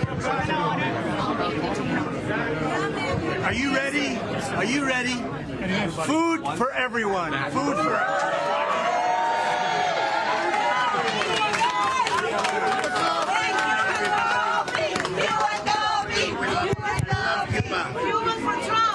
Thank you very much, darling. You take care of yourself. Where's Jorge? Right here, sir. All right, let's get a picture. Come on. This guy, great champ. Just don't fight him. One this way, sir. Justin, one this way. Pero tiene que salir de presidente otra vez. Tiene que salir otra vez.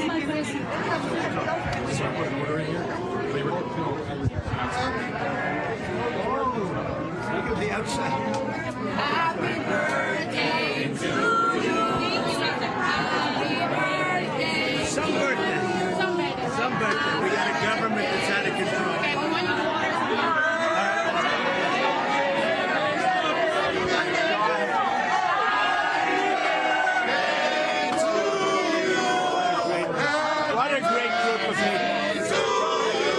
Great group. Happy birthday to you.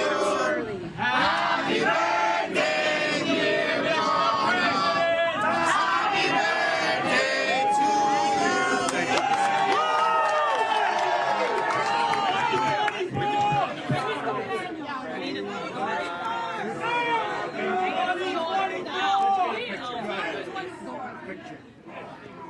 New York Times. It's a great photographer.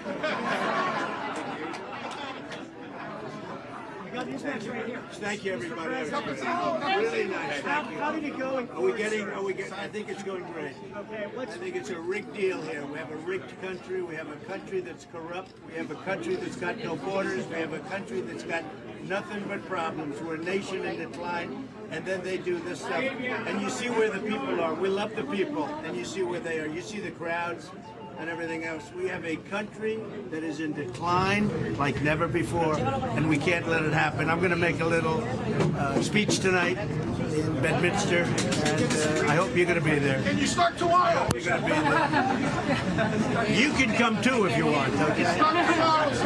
Thank you, everybody. Thank you. Thank you. Thank you, everybody. Country of which you open your eyes. Oh, I love that. Thank you very much. God bless. Thank you very much. God bless. Thank you, everybody. We're moving.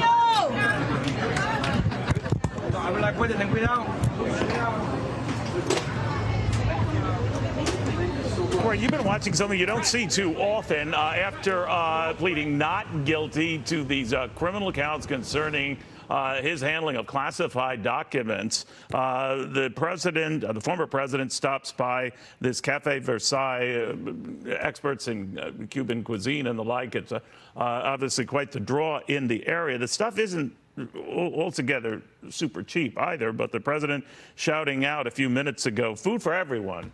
So then everyone from outside started charging in to go in there and take him up on that offer. But again, the president indicating, and you might have said that there was birthday wishes for him. Tomorrow, he is 77 years old, but the happy birthdays are out. He'll no doubt be experiencing a good many such wishes when he is in Bedminster, New Jersey tonight for a big fundraiser. He's expected to make some remarks, a speech, whatever you want to call it, on that.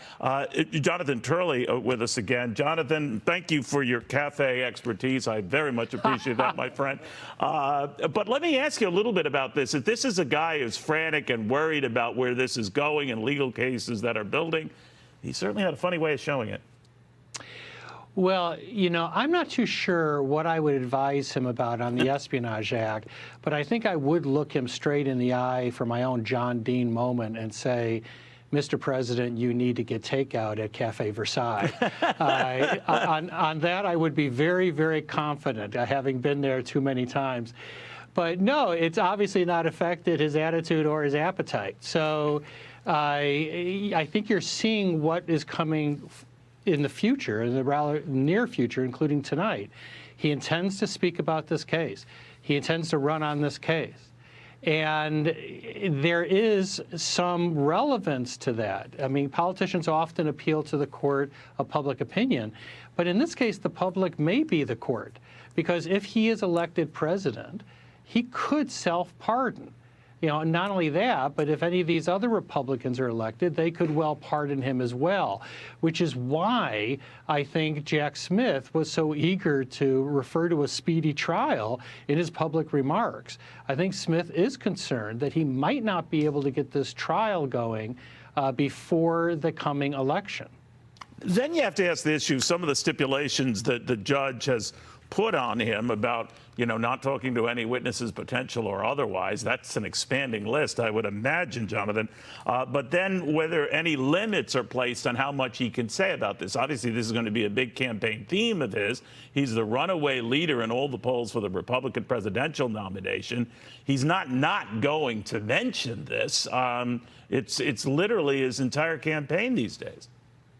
Yeah, and I think that if the court did try to go nose to nose, toe to toe with him on a gag order, it could well lose. I would have great misgivings about trying to limit Trump in speaking about this case, because it is very much part of our national debate. You know, I've referred to this as the most discussed indictment that virtually no one has read. And the reason is that for part of our country, this fulfills a pattern, in their view, of Trump flouting the law. For the other part, it fulfills a pattern of the DOJ targeting Trump. And they're probably not going to read much beyond the caption. There are damaging portions in this indictment. There's no question about it. This audio tape is very damaging. It does contradict what the president has said publicly about declassifying everything in his possession. The photos in that indictment are damaging. Nobody can seriously argue that storing presidential documents, let alone classified documents, in a bathroom or a ballroom is good procedure. But the question is whether this is really going to play into that debate. And the problem, I think, for Jack Smith is he could end up being sandwiched between a New York case, which is blatantly political. I mean, Trump is right about that. The Bragg prosecution, in my view, is political prosecution. But then you're going to have the Georgia case, which many people also feel is politically motivated. That's not a good place to be if you're Jack Smith, quite frankly. I don't think he's going to like the company. But the last part, Neil, is that he's also going to have to deal with a dance card that's filling up fast. I mean, this is a guy who is being called to proceedings in 3 different states. I'm not too sure what the window will be like in a month to hold a trial of this complexity and length. You know, you mentioned something interesting, Jonathan. I caught your remarks earlier as well, that there are those who will see nothing bad here, nothing foul here, who support the president, feel he's being maligned and targeted, and unfairly so. There are others who look at the particulars of these 37 counts against him and how he mishandled classified documents. And regardless of how you feel about that and whether the government might have been weaponized in going after him, some are doozy. Some get into willful retention of national documents and national defense documents at that, withholding and consistently moving and making false statements about said documents, a conspiracy to obstruct justice, and a co-conspirator at that. This Walt Nauta, who now his former body man, with whom we cannot talk, even though I believe they had dinner last night. So the particulars, and some of them are pretty revealing, and what the former president had to say about this, and this almost cavalier attitude, again, to take the government's account into account here, that he was not only sloppy but deliberately so, that he wasn't only not offering over documents to the government, he was doing his best to hide them or say he never had them in the first place. I'm just wondering, that could get lost in just the big issue that has now come up as to a former president targeted by his enemies, and the details don't and maybe might not matter. I think that's right. Look, the DOJ may have lost the room years ago. The fact is that there was bias at the FBI. People were removed from their positions because of bias. It is a documented history that even the FBI admits is troubling. It's a history that makes it difficult to tell many people in this country, trust us, we're the government. That day is really gone for them. So I think you're right about this. As many of these parts of this indictment really are quite disturbing. I'm not too sure it's going to register fully with a lot of people in the public. But at the end of the day, this is going to have to go into a court of law. The question is whether that will be before the election, because if it's after the election, Jack Smith may never see a jury in this case. Wow. Interesting. All right, Jonathan, thank you very, very much. Jonathan Turley on all of that. For those of you watching at home, this is the presidential motorcade, and quite a motorcade at that. Donald Trump, a little bit more than 35 minutes ago, pleading not guilty to that he improperly handled all these classified documents. You've heard much about. The fact of the matter is that this would be adjudicated whenever that comes, or trial, whenever that comes in Florida, an area of the country, and particularly in this neck of the woods of Miami, where the former president is quite popular. Elliot Felix joins us right now, the Manhattan DA prosecutor from 1996 to 2009. Elliot, that's a very different environment for the former president than the one in New York he'll have to be dealing with Alvin Bragg. An historic day, a serious day, as the 45th president of the United States enters a not guilty plea in federal court. Likely the first of many days in a trial, as former President Trump faces 37 counts in an indictment alleging he held on to national security secrets and organized obstruction of an investigation. Let us hope this remains a peaceful day in hot and steamy Miami. For the latest on this story and all the day's news, stay with this local Fox station. In Washington, I'm Mike Emanuel. Good afternoon. This has been a Fox News special report.